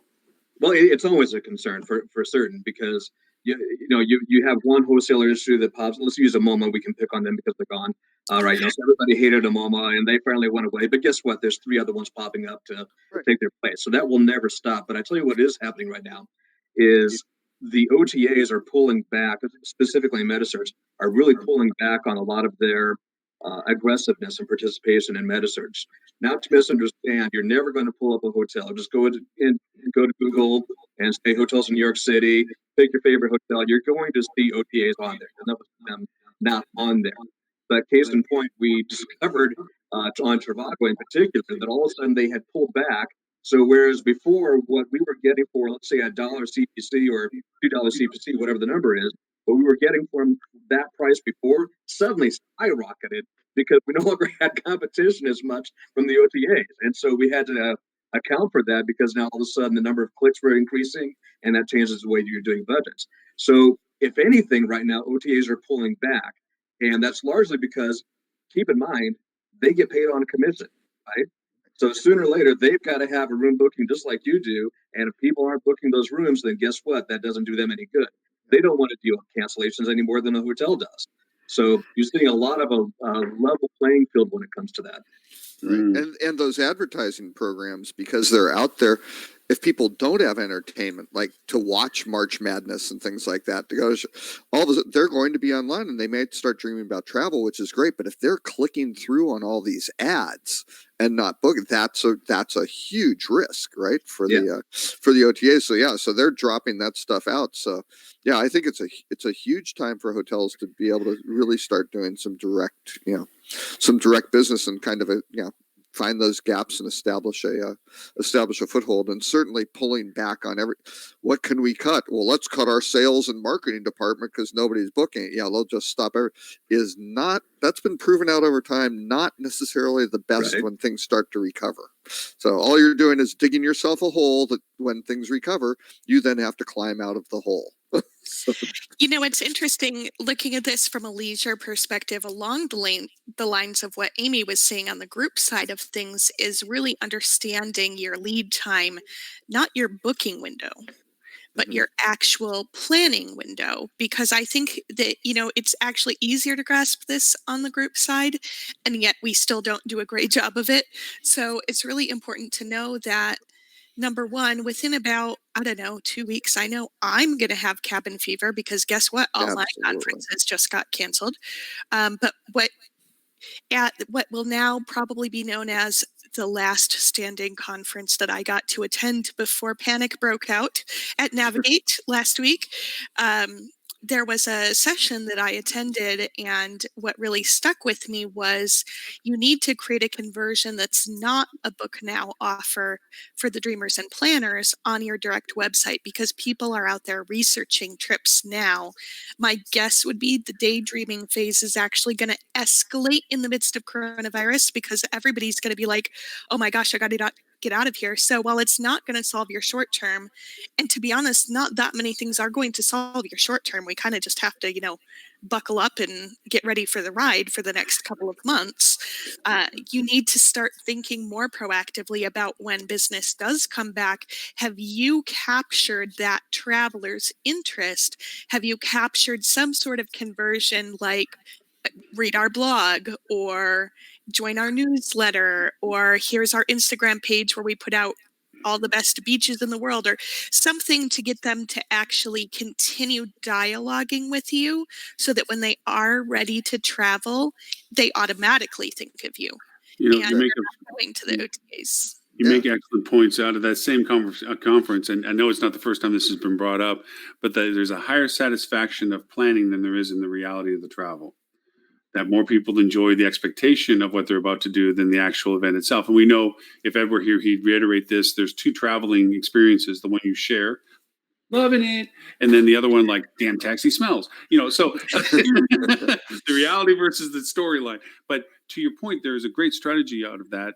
We have now people where they didn't have time for what we were creating as social dialogue or content, to let that stretch and really simmer and percolate as they're getting cabin fever of, I got to get out of here. Where do I want to go? And we're in that messaging and we're in that context. And we start giving them and just feeding them super cool. Man, when this breaks free, I'm going to go to such and have the biggest such and such on the biggest, nicest beach of such and such or mountain of such and such. And you're just going to be able to feed that. And it's just going to, so by the time that pent up thing comes out, it's like lions out of the gate. Boom. Where's the Christians? Not the best analogy. All right. Yeah, there are certain outcomes there, Lauren, that immediately after you Wow. race those lions. Okay, let's get back up. Where's the deer? Where's our the PR deer? crisis expert? I think we need one, not for coronavirus though. But Just for, for yeah, Lauren. just for Lauren. Yeah. Just for Lord. Yeah, I just need one. Yeah, just something I can hang my hat on. But No, those but, are very but excellent. just think, you now have all these people who are probably working from home, right? They've got a telecommute for their job. Their kids are not in school, right? So there's going to be a lot of stress. And I think Lily said, right, it's going to be cabin fever. If you're a property that's even, a little bit outside of town, I don't know, there's a nature preserve near you. Stuff that's, low risk. It's outside, like Dean was saying, taking your dog, for a walk sort of thing. If there are things where, oh yeah, they have really cool nature trails and there's scavenger hunts to go find things, or have these people go play golf or whatever the case Robert, do you may want me be. to emphasize your point by starting playing the Baby Shark song? Baby Shark, Shark, Baby Shark. Imagine listening to that. Yeah. So anyway, they're looking. I'd be running out of the door. Give me the virus. I gotta go. That's right. But if a hotel can start providing, hey, these are great family bonding, stress reducing experiences, like you're saying, with wellness and things like that. Yeah, that's great. It can be for the family market, can for for a couple, whatever the case may be. There are dozens of niches of people who are going to be desperate to kind of go do this. But the big thing is it safe? Is it clean? It's like, oh yeah, that's great. I'm not taking a risk. Let's go do that. Right. If the industry can communicate that, and again, it's not a national marketing campaign from Hyatt or something like that does. If you can do it on the local level within the drive market, that's going to be great stuff. And again, is it going to fill your hotel? No, but you're going to have a base of business and probably win over some people who are going to say, hey, have you ever done such and such? These are great guys. And boy, spotless. The hotel was spotless, right? So I have a question. Right. Renee just popped in and because we're canceling our trip to Colorado for Curate, mainly just out of concerns. We have a lot of friends here that are retirees. And if we were to go off there right now where there's a medical and so forth and so on, it's not that I'm not saying I would love to attend. I would curate and everything else like this. When we come back, we would probably, out of abundance of caution, just tell our friends we can't see them for at least 2 weeks. Well, that's not much fun. I mean, in all honesty, and not knowing the certainty of the attendance in Curate anyway at this point, it's any conference. I'm not trying to discourage anybody to continue to go to Curate. It's just, to us, it was like, it's not worth it for us to do that at this point. So what American Airlines has done, this is the question, is when we went to go to cancel, they've now sent us an email saying, we'd love to upgrade you. Please. Right. Keep it. So, Yeah. And here's some extra points, and here's all this. And I'm sitting there going, we tried that a little bit with cancellations transient at the hotel. Like, hey, can we get a credit? And if we keep the credit for you, we'll let your rate go up 30%. We'll still let you book at the rate you already booked at. Right. So that's a great process. That's a great policy. We tried some of that. We got some of those people, and then we had some people that we did offer upgrades and so forth. But what do you think is a real effect? Is that even a worthy tool at this point? Are we just kind of beating a dead horse at this moment, that we're just trying to hang on to glimpses of revenue because where they still can cancel? We're not changing the scenario that, but once you're locked in, you're still going to get stuck. We're still going to let them cancel. So is it really helping us? From my perspective, especially on the leisure, and I actually spoke to this in a blog that I released earlier this Monday. If somebody's canceling because they're worried about coronavirus, no offer is going to make that guest stay unless you have the package that says we can guarantee you will never get coronavirus or spread it to anybody else. And I'm pretty sure that's not on the market, but if it is, it may cost you more than either Purell or toilet paper. So just a heads up. Bundle the hazmat suit in, Lily. Right. I mean, you gotta really. I was literally thinking this morning, creatively, and wondered if it would be insensitive to have a toilet paper package where you get to go home. Hand sanitizers. Yeah. I wouldn't get 2 free if you stay with us now. Yeah. Members In mark all reality, number one, hotels should be prepared for guests to steal toilet paper. Oh yeah. Just a heads up. Interesting. Yeah. And also, nothing with discounting. And this is why we're really encouraging everybody, our clients and the industry in general, not to discount any more than you normally would. If you typically would run a 20% off deal for a limited time frame that's standardly low demand, go ahead, that's normal. But if you're the first one to tank your rates, you're just going to start that pricing war that we've seen so many times before. If your market does it, we understand, you can't just be the only property that's high either, but you should at least in relation to your market maintain a similar positioning. Okay, now that brings up the simple answer you already gave, which is don't be the first. Nobody wins going to the bottom. Got all that. Those are fine. More of an advanced question. I think this was brought by Ellie earlier, I'm pretty sure. Great strategy. You don't want to be top man on the totem pole, but you have some hotels, some very good 5-star hotels. They can't play and swim in the pool. You can't take a hotel that's getting $600 and $700 a night and drop it down to the 150, 200 range, because that's where the rest of the market's now sitting. What are some things? What you can, and some will, as the really scary part. There's an exception to every answer. I'm not saying that there may be a level of it where that's the only survivable zone that they can be in. I understand that. But what are some steps between that and where they are, in your mind, from a advice perspective? Because you get faced with this stuff. In this particular scenario, I wouldn't look at the general market. I'd look at the similar market. So you're looking at other luxury hotels within your market. If for some reason you're the only one, you should, ideally, you've never priced against these people, right? Or if you have, maybe you've automatically sat $100 above them. That's the kind of relationship that I'm recommending that hotels remain in. If your comp set drops $200, then you might need to drop $200, but that doesn't mean that you're now the lowest and you drop $300. So basically you're looking at a moving proportion that you want to stay within your similar placement to your market, your comp set, whoever you have always measured against up till now, and not necessarily be that luxury hotel that's trying to compete with the local Courtyard because you're desperate. Because again, some people might take advantage of it. You may shift some share temporarily, but the long-term damage you're doing in that scenario is much, much worse. And guess what? The Courtyard has room to lower their rate. They're going to freak out that you're playing in their pool. They're going to lower their rate. The next tier down is going to be freaked out that they're playing in their pool. And so that's exactly what happened in 2009, 2010. Mm-hmm. So I think that, again, I don't want to be a doomsday sayer, but guys, it's going to suck. The end. There is nothing that we can do to control the fact that there's less demand, other than the most important thing that you can do right now is a smart marketing and spending strategy. So guess what? If you're marketing heavily in international airport markets that require a flight to get to you, pull back that spending. Spend that pay-per-click specifically on drive markets for your particular hotel, where people can actually get to you without having to board a plane, because I can almost guarantee you 70% of the people who aren't traveling are because they think they might get quarantined at their destination, whereas if they drive, there's much less risk to them of being stuck away from home. So there's some security in that, I think, that you can really play off of, and make sure that you're also spending correctly in other areas. If you've got staff that's not busy, are there tasks that could support your sales team?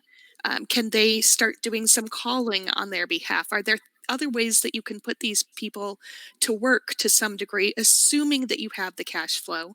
And also just make sure that you have a healthy cash flow plan for, I'd say 6 months is a good time frame to look at, just to be on the safe side. Dean, go ahead.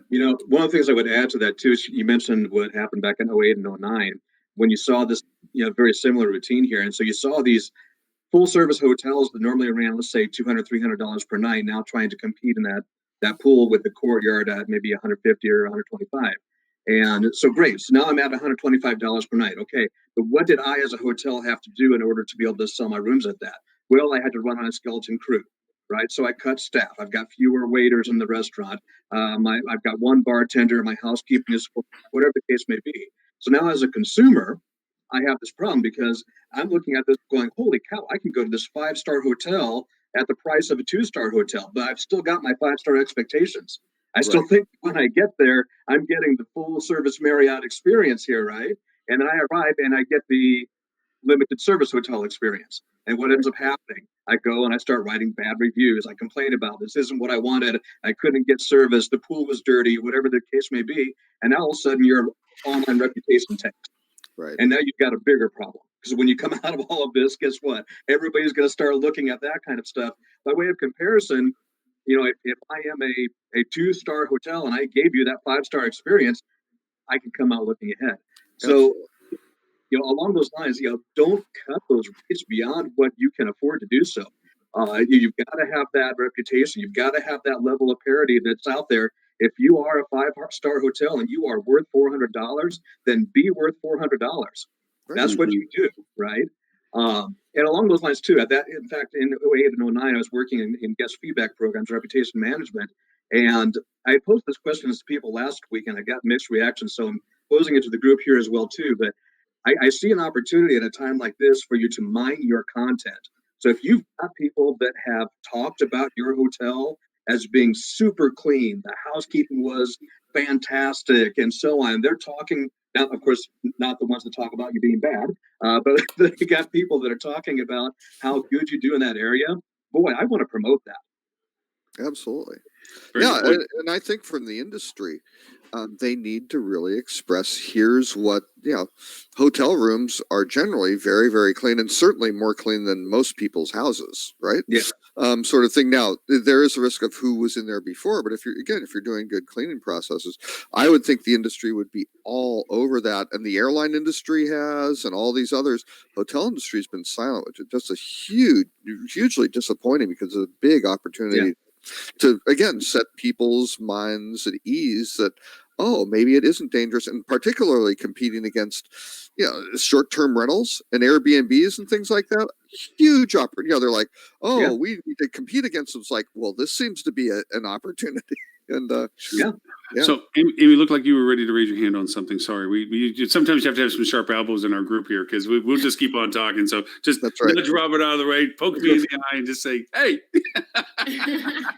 Dean's used to it, so he just knows that. Just like you should see Lily get so mean. It's really she does. She wants to make a point. Wild.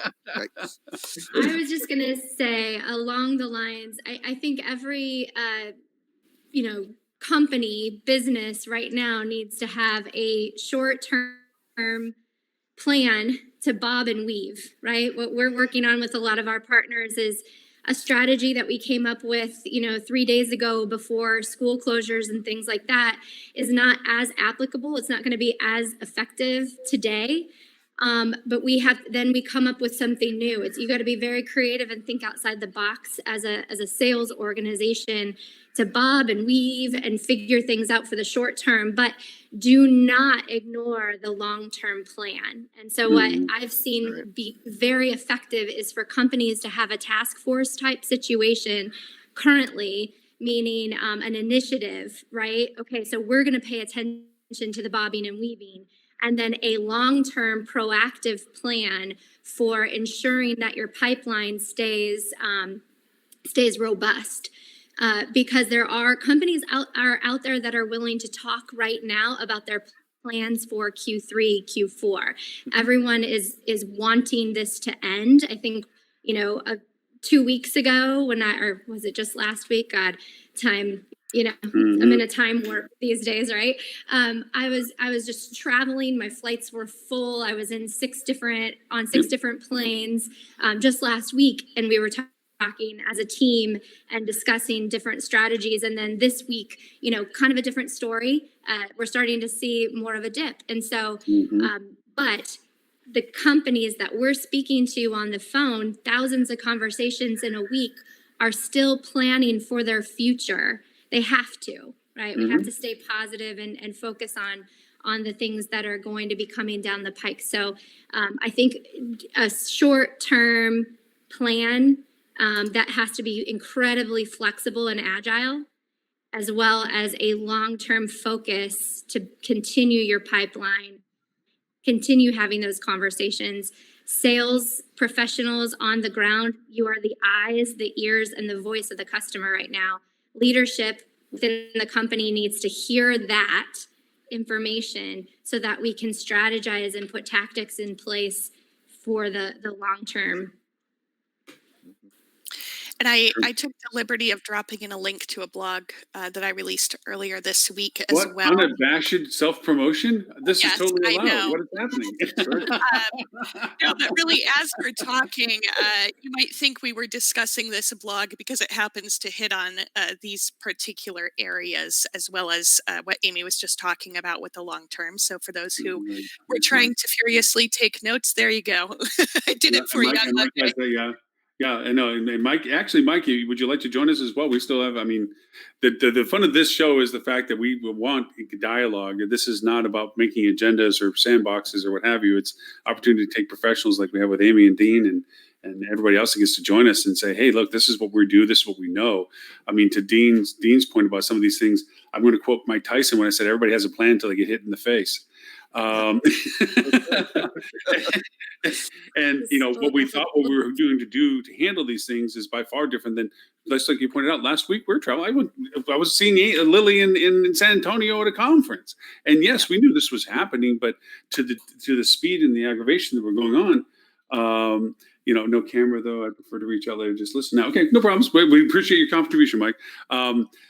Now we're facing the fact that, there's no sports. There's no, I mean, who would have ever a week ago even said that we were going to cancel every major sporting event that's going on? March Madness? Are you kidding me? I called March Madness. I know, Robert, but you're weird, so it's not counting. You were walking around with your scythe and your hood for a month now. The end is near. The end is near. So much. I think that's part of what happened too with our industry is for many weeks now, this has been something that was happening to other people. It was happening somewhere else.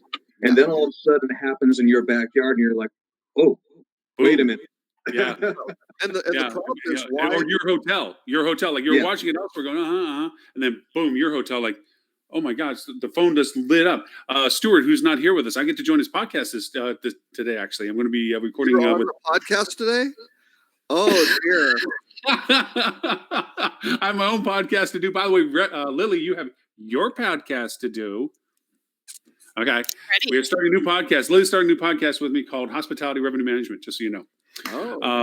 Dean, if you want to do it, we can do hospitality meta search, but I'm just saying, just out there. And Robert, you already know hospitality data. It's out there.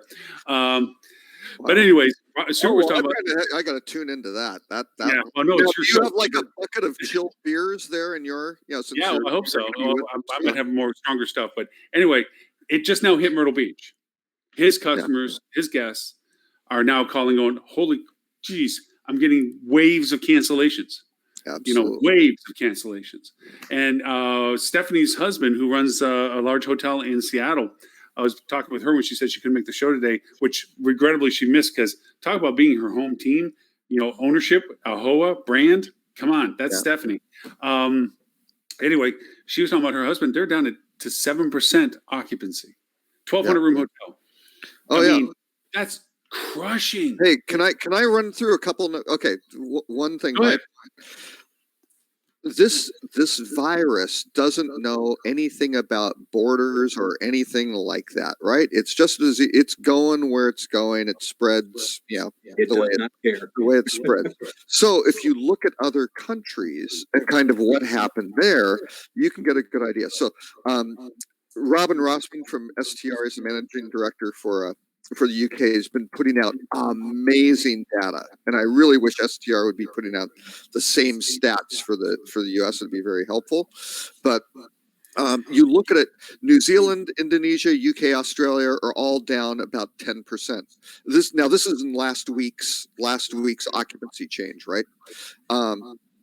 The US was down about 7%, something like that. So we aren't quite where those are. And again, Europe's ahead of us, Asia's ahead of us. That's fine. You start looking into minus 15 to 25%. You're in Israel, Egypt, Spain, India, Ireland, places like that. Negative 25 to 40%. Saudi Arabia, Czech Republic, Croatia, France, Germany, UAE are all off 25 to 35%.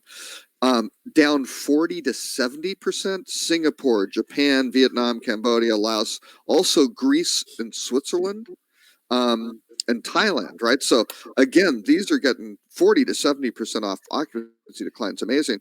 Minus over 70%. China off 78%. Italy off 78%.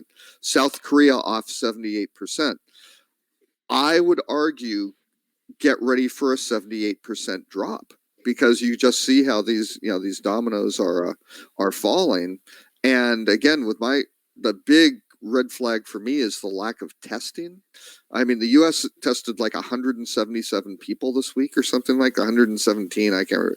A very, very low number. Now, all these local testing clinics are now being authorized to go do it and have our own tests in these hospitals, which will boom that number up great. But until we know that denominator, we have no idea. Right? You can kind of say, here are how many people who came in and got into the hospital, but that's what happened in China, right? They're going, oh, this is bad, and then all of a sudden they started counting people who went, oh, the only way you got counted was if you were admitted to the hospital and you were sick, and people weren't admitted to the hospital because they couldn't get tested, and it all of a sudden went from 4,000 cases to like 15,000 cases, just pow, right? So, unfortunately, the stats, because I don't have a dog in this fight. I want it to be over. I don't want it to happen, but the stats are really ugly, and this may be a really, really tough time for people having to really adjust their behaviors for not just a week or two, right? People are start feeling okay when the new cases go down to zero. Wuhan and China had 22 new cases yesterday, right? That's great. And people are coming out and they're feeling okay. And they'll be back and running at it. But also, what did they do to grab this thing? What did South Korea do? We aren't doing any of that. So let's take the resources we have on the call right now, and those that are in our chat room as well for this. You have Lily with revenue, you have Amy with B2B, you have Dean with MetaSearch, you have you. I don't know what you're for. Anyway, just I just make up crap. So here's the situation. We got both of the leading associations presidents on talking about where there's the uncertainty factor of this in the sense of durability. We don't know if it's a 30-day, 60-day, 90-day. But let's take timeline impacts. We know fundamentally our summer market is changed to drive market only at best. Yeah. Some travel flight, mostly domestic. Those are just fair statements. Even if they lift the restrictions on international travel, there's probably a diminished interest at best on exercising that. So to Lily's point, from a revenue point of view, keep your tier value to what you have and adjust your prices accordingly, but also make sure you're talking to your marketing team. There's a lot, and I'll say this from firsthand experience, of people that don't know what their marketing team does. Right. They don't know what campaigns they are set up for. They just know that they write a check and somebody over there magically makes Peter Pan appear on the internet. So getting that question to be asked is probably a fundamental short-term decision. I know, Amy, from a B2B side, you're talking about reaching out and immediately communicating with your current relationships to create a resonant sounding board, a client advocacy communication of, we know your concerns. We know that you have to stop doing certain things. We understand that. Let's create a dialogue of how we are going to be picking up the pieces from this, not knowing how soon we can do that. So to that end, we bring that into, from your point of Dean, you're talking about the fact that now more than ever is the need to control your narration, your voice, your direct channel. OTA, without the benefit of getting their monies from selling us, are probably going to be reevaluating how they sell us at very least. So taking that chance to grab in. From my perspective of marketing, I'm grabbing land where I was fighting for inches. I can gather miles of voice in my market right now. And as long as you're not shy about maintaining your marketing, leaving the light on, you can do that with existing budgets. You don't have to be much. So that augments what Lily's saying. Robert, you're saying because of the uncertainty of the true depth of impact, this, even in a short term, if we get any business, be drive as it may in summer, we have to look at what you're saying, Amy, third and fourth quarter is, what is the push into that? We know it's going to develop a pent up demand. We know that some people will just inherently travel for opportunity's sake. Okay. But how do we begin crafting our message of anticipation for those, maybe say the third quarter when fall begins to hit? Maybe this diminishes because like a flu, it changes based on seasonality. Now, maybe it's going to come back a little higher. Who knows? What are some things between all of us that we would say, what did we answer questions in third quarter? We kind of can answer already summer. What's third quarter, fourth quarter in your world looking like? And Lily, well, start with revenue management, I think. You know, right now we're not seeing a lot of impact either with our clients or in responses to our survey, which I posted a little bit ago in case any of our watchers would like to participate. But we are trying to just kind of gather more information around that. And so far, everything that we're seeing, it looks like people are canceling for March and April pretty much everything. I would say, again, to Amy's point, you know, most of the guidelines around gatherings that are being put out start at 500 or so. So I would look at any groups with attendance of anything close to 500 and just go ahead and assume that those are going to cancel for March and April and strategize appropriately. But I would also say that there's some buzz now about, you know, are people working on a cure? How quickly is that going to come out? There's a lot of speculation around that. But I think that when they find some treatments or some vaccines for this, that things are going to start to come back relatively quickly in terms of restrictions, very much like an H1N1 kind of scenario that we saw a while back. But I think that right now it's safe to plan for Q3 and Q4 to be more or less normal, keeping in mind there may be some overflow. But my hope, my little optimistic part of my brain here, is that any canceled programs for March or April, try to rebook them in Q3 and Q4, letting them know that we'll continue to monitor the situation as it develops. I know AHOA didn't cancel. They moved their conference to August.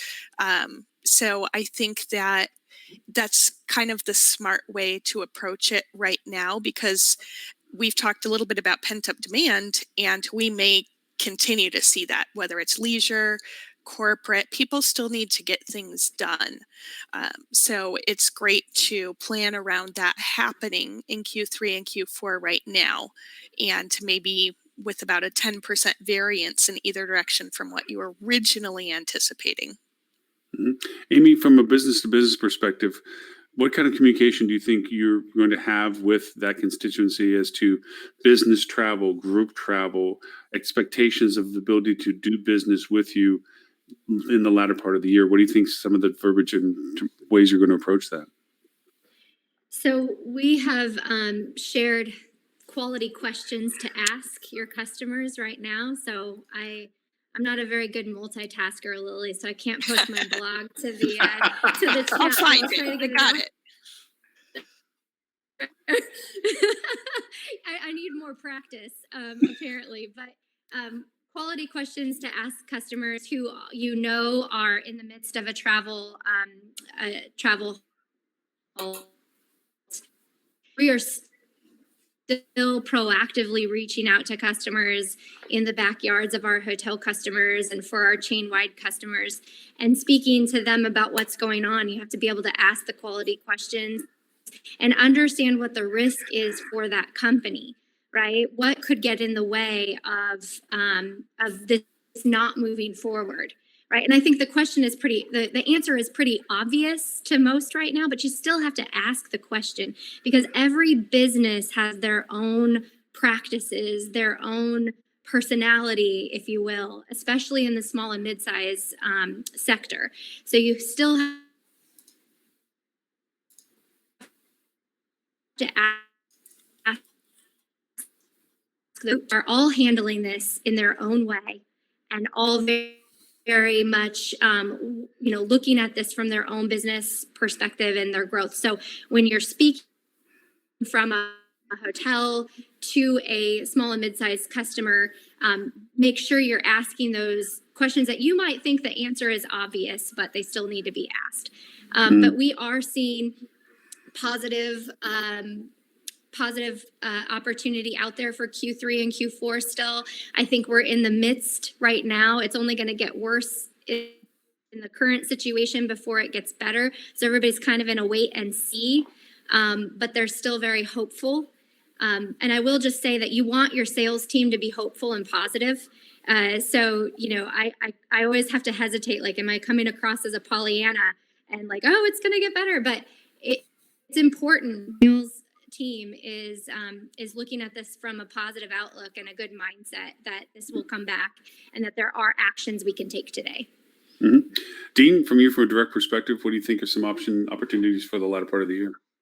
Well, I think we have to remember a couple of things that are happening. First of all, when we talk about latter part of the year, what immediately happens is now we're talking about moving into low season, right? Q4 is always the low period where your bookings and everything drops off naturally. So keeping that in mind. But also understanding what's happening right now is that everybody's cutting back on their marketing dollars, right? While marketing dollars are usually allocated at the beginning of the year, you've got a budget as here's what the marketing dollars are, especially with one of the big brands. So what's going to happen? Well, those marketing dollars are getting pushed to Q3, Q4, and so on. So Q3 and Q4, when it comes to your digital marketing landscape as a whole, is going to be very competitive. I'm making some assumptions, of course, that things get better, et cetera, so on. So you better know what you're doing when you get to that point, right? And that's why I keep saying now is the time to get your ducks in a row, figure out what you want to do, and have some historical data in place, because it's going to be very cutthroat when everything comes out the gate again. People have marketing dollars to spend all of a sudden that they probably have to burn before the end of the year. Mm-hmm. It's probably a use it or lose it scenario, right? Use it or lose it scary in that scenario. You're right. Mm-hmm. Exactly. So yeah, guess what? Everybody's going to be doing that. So you have to figure out where you're going to be in that picture as well. Yeah, very true. Mr. Dr. Data Doom and Gloom with the cowl in the skies. What's going to happen? I don't know. Nobody knows. I just look at the factors of, you know, right now, actually the number of active cases globally, China spiked, right? And then things were tailing off. Well, we're now back up at that level. It's like whatever, 60,000 active cases and things like that. Should I go through to really depress everybody on the downside? If things are worse than we think, because everybody wants it to be really good and go away. If things go south, this is really bad, because you look at Italy as the prime example of that, right? Their hospital system has basically been overrun. So all of a sudden their fatality rate is like 6% versus this, you know, maybe a half a, it should be whatever, maybe 0.5% is kind of where it is, which is 5 times worse than the regular flu, right? But those seem to be the numbers. 0.5% to 1% is probably like, if you counted everybody, where things hang out. And it also skews older, right? If you're 80, it's like 15%, right? That's bad. So, you know, you start scaling from 60 to 80, it starts graduating from, I can't remember, maybe 3% up to 15%. But if the hospital system gets overrun, that's bad. So what I'm looking at as the key factors is, one is you have to have tests available so you can test everybody, right? Or at least all the prime suspects, that sort of thing. My money would be on, at some point, for public areas, that people are going to get their temperature taken when they're entering. Like, you're going to have your doorman with a thermometer checking people, and certainly somebody at the staff entrance going, you've got a fever, you're going wherever, but now you don't know where to send people, right? There's no place to send them. So I think those sorts of things are going to wind up happening. But if the hospitals start getting overrun, all bets are off, and this just really gets very, very bad. And you look at with Italy's situation, and they were actually testing a lot more people per capita than we have been, and that's very scary. I'm going to be a little bit more pragmatic on it, that I think there's factors that we're generalizing that are more specific to our task. If you want to take a look at Italy as a population is diminishing. They were already aged. All right. There already was predictions as to the end of Italy as a culture if they don't change their population growth. Okay. And they were older. Also look at their cultural. They don't have rest homes. They have villages and communities. People are interacting and checking with each other. So the aging capability is much more pronounced to an already higher susceptibility age group. So there are factors that skew those numbers. But that being said, we also have a sharp edge to our knife internally. We as a culture take our old people and dump them into little homes. Right. And Concentrate them together. Yeah. So, we're going to see methodologies where we don't get to visit them. They have to visit us. Literally, they have to be wheeled out. And at that point, when they get wheeled back in, they don't get to see anybody else. So there's going to be cost factors of engagements and so forth. From a travel perspective, we're going to have to rethink how we make this messaging to people for those who still have to travel versus who want to travel. And we need to pepper that in our dialogue with whatever channels we communicate with them. We talked about building anticipation earlier as a positive. We may also have to infuse in our communication affirmation as well. Methods and steps that we're taking to address their concerns, not the ostrich in the head in the sand kind of thing, and not the Life of Brian singing on the cross. We're somewhere in between the two of those things. We have to be truthful, but also realistic, and with like not be a Pollyanna and but also hopeful that we're working towards a better day. So with all of that, I say yes. Plan for the worst, hope for the best. Planning for the worst means 2020 is a dump. Just it's a crushed out done. Anything in the pipeline should be paused. If anybody thinks that they have to live past 6 months and it doesn't look like they're going to, make those decisions now to keep your cash flow high, to maintain operational capabilities. And to your point, when the market does begin to come to the better days, have the money to be in the market. Nothing's worse than market coming back, Dean, and we squeezed every penny and drank every last drop of water to survive and not lose our crew, only to now have to get into the market and have no gas left in the car to finish the race. So there's a balance act between both of those. Right now we're in the opportunistic phase. For what I'm doing with clients, we're taking advantage of the fact that everybody else is shuttering their windows and closing their doors and putting moratoriums on travel and spend. Great. Give me all the land voice I want. I'll take it. People are going to eventually wake up if this lasts too long with, I got to do something, and they're going to come back into the market. And they're going to stumble around and try to take, it's just like picture of the apocalypse. When you go to the grocery store, eventually the grocery store, because it's not getting restocked, runs out of stuff. So where else are you going to find resources? Where else are you going to find business? And so you can take advantage of those things now, but in the future, you got to think long term. You're going to have to steal your brother's bread. You're going to have to be stealing what demand is available, and you're going to have to address it in a way that gets it to they stay with you and not them. And regrettably, those $400 hotels, if they want to keep their lights on, no matter the case, might have to be a $150 hotel.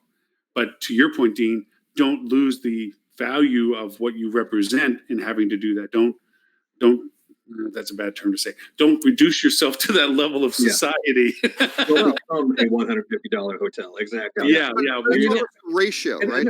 If you're twice as expensive generally, right, as the overall market, you can also look at it that way and go, okay, it's 150, and we're normally the market's at 300, and we're at 600 or something. That's fine. You can adjust down, but getting in there with them just has no, and it's funny, the stock market, everybody's looking back, oh my God, biggest single day drop since 87.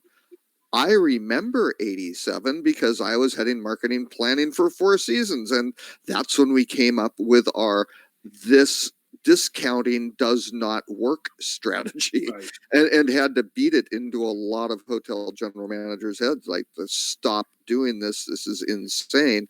And again, we had enough data from the 1984 oil crisis, right? Where people don't remember, you guys are probably all too young.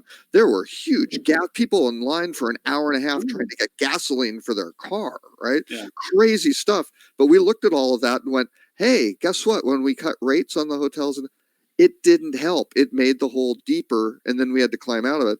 And Four Seasons still uses that same strategy, right? It works. I really like to. Go ahead, Dean. I'm sorry. I really like to also see hotels, and well, not just hotels, but companies in general, that during a time like this, invest in training of your staff. Absolutely. It's really hard to train your staff when your hotel is full. Right? So if you've got people that are around doing nothing right now, invest in training. I'll add to that from a call that I had this morning. I'm on a board for a sales training organization, and they're trying to craft their messaging. And I said, look, here's the decisions, having lived through 9/11 in particular, being similar to what we're looking at now, a fear of travel. And I said, I had to make decisions between keeping Susie or Mary. Susie's a great revenue manager. Back then it wasn't revenue manager, but that's all she knows how to do. Mary, on the other hand, is an okay revenue manager, but I can also put her on the front desk. And I can keep her married her a little bit longer because I can put her on 2 different schedules now. I don't need as much of this. And as though she's better than her, she doesn't have the ability to be plugged in elsewhere. So cross-training your teams now so that they can provide multiple value to you, can keep the integrity of your service levels, but also job security for them. Their willingness for them to learn is much higher now because that helps their security base as well. Their anxiety levels, you pointed out nicely, Lily, earlier in the show. And because of that, the people that were selectively not willing to be trained or not that have no interest in doing anything other than they're already doing, they put themselves in jeopardy. And you're going to have to make hard choices should we have a sustained down, where we have to start making those cuts and reductions of cost. Mike pointed over on the side, we're asking questions on operating during a prolonged risk window. It's if it reveals itself very early in the scenario, but planning requires preparation is ready to roll out. Tough environment. It's true, but these are the conversations you should be stress testing your budget now. You should be swathing off sections, percentage of revenues, and seeing what the ugly costs pop up that you can or cannot control, and what are you going to do or not do about them or can do about them. These are the things that should be going on in executive committee discussions now, right. and putting profiles of priorities in lists that is shared with the team, so the team knows that there is an active thought process to this rather than a building anxiety of uncertainty of like, what's going on? I don't know. I haven't seen the GM. He's been in his office all day. Those things just fester. It's amazing the secondary conversations that exist when you're not including them in the conversation. Yeah, and scenario planning, hugely important, right? So that way, I mean, that's a key aspect of leadership is to say, okay, we're going to plan for these, and it doesn't matter, best case, worst case, and, kind of what we're going to do. But at least if you even do it that way, the staff, the team, and, your direct reports can understand, wow, this is worse than we thought. We're going to plan C here. And everybody kind of knows, okay, plan C, we're doing this. And we thought about these things instead of just, oh gosh, we were hoping things would get worse. And what do you know? They did. What do we do now? That's the worst situation you can possibly be in. Lily? So I know we're getting a little bit low on time, but a very tactical tip for anybody who is doing hands-on revenue management right now who works with an RMS. The way that an RMS is designed is to look for the latest trends and start to predict them, but it's going to make this part of your historical record of demand, and you don't want that. So it's really important that every system does it a little bit differently. So we recommend that you reach out to your account manager if you don't know how to handle it. But number one, look at what's happening in March right now and decide how much of that you want to take forward within your RMS to influence future demand so that your system can work properly. And secondly, you want to make sure that you're marking where the declines began for your particular market or hotel. That won't be the same date for everybody, but know when that started, and then make sure that you also define the endpoint, because you're going to want to pull back that entire history out of your RMS so that it's not negatively impacting you for years to come, dropping your rates and assuming a similar, because obviously your system has no clue what coronavirus is. So you want to make sure that you are taking that tactical step with your technology right away to make sure that it is supporting you and not just hindering you. Good point. And Amy, you brought that earlier about keeping a log of what things. I'll add to that from a marketing perspective. We've benchmarked and bookmarked everything from an analytics perspective on the marketing side for traffic and tracking, so that we can go back and when we do year over year, you're right, we create an artificial, it's not artificial, but in sense of trending, it's artificial. It's an artificial reduction in demand that creates the trending skew to go wrong, so that we don't look at the impact of what we can't put back into the system in the future or in present tense and next year. But, in comparison, by the same token, you almost in your way taking a snapshot of what the progression of trending was prior to all this and kind of ghosting that on to next year as if the world hadn't gone through this, whatever it is going to become. This is the trending we should be comparing ourselves to, in the sense of, are we escalating or de-escalating from where we are? Or we might just, to a reality, be at a lower point of start, and we can't go to those numbers anymore because of the demand that changed because of all this. So you got to use all three, I guess, in that sense, to make them an accurate representation. So. And I'm going to have to jump off. Yeah, this has been over 2 hours. And again, Amy and Dean, thank you for jumping in with us. and joining us for all of that. I would have to say, just out of courtesy, Amy, thank you so much. We're going to have you as a guest host on our show. Dean, you know that door is always open for you, and we've been bugging you by that for a long time, so we'll get you on that way as well, because you have amazing insights on metasearch that we never even scratched today. Amy, if people want to know more about you and what you do, where is it they can find you?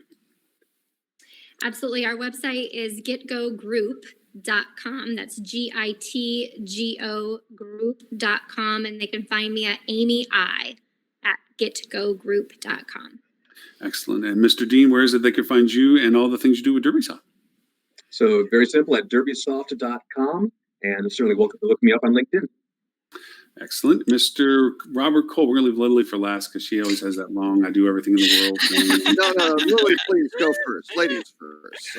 All right, ladies first. Lily. The warrior's not Lily, dead. where could they find you and what do you do? And yeah. Maybe I can run the timeout so Robert can't. No, I'm just kidding. That's right.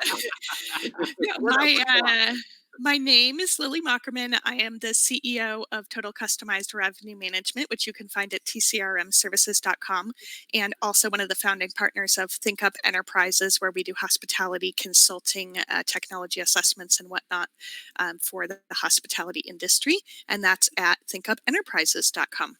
And you can find us on social media at both of those handles too. There, and please look at the chat notes. I'm going to take all the links you gave us as well. There's a survey in there as well that Lily shared that will help her in assessing and sharing data later as well. We'll drag that back into the live show as well. Mr. Robert Cole, I'm sorry we ran out of time to talk to you today, but thanks. No, I'm just kidding. Since we didn't get to your amazing list, where people want to sign up for the list that we didn't get to today, where can they sign up, Robert? If you go to bit.ly/Rock Cheetah, all lowercase, you can get the Rock Cheetah hospitality update, which today had a lot of very interesting articles. And the way searching for upbeat ones was a little tricky. Yeah, I bet it was. There is a smattering of those in there, but why are dressers vanishing from hotel rooms? Which actually Valen Perini was really wanting to talk about. I saw.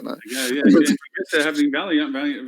But actually, can we please cover the rut row, please? No, Lily's got to go. Lily, Lily, do you have us one more minute, or do you got to go? Be really quick. Come on, Robert. Robert, really quick. The rut row, we don't want to break tradition. I mean, this is extraordinary times. We need to grab onto these pillars of faith. Okay, Phil. Really quick, there's a problem in Thailand, and the Daily Mail had videos of hundreds of hungry monkeys swarming the Thai streets as rival gangs fight over food. So it's basically kind of the origin of rise of the Planet of the Apes, because all these tourists used to feed the monkeys bananas. The tourists are gone, and the monkeys are not having any of this shit.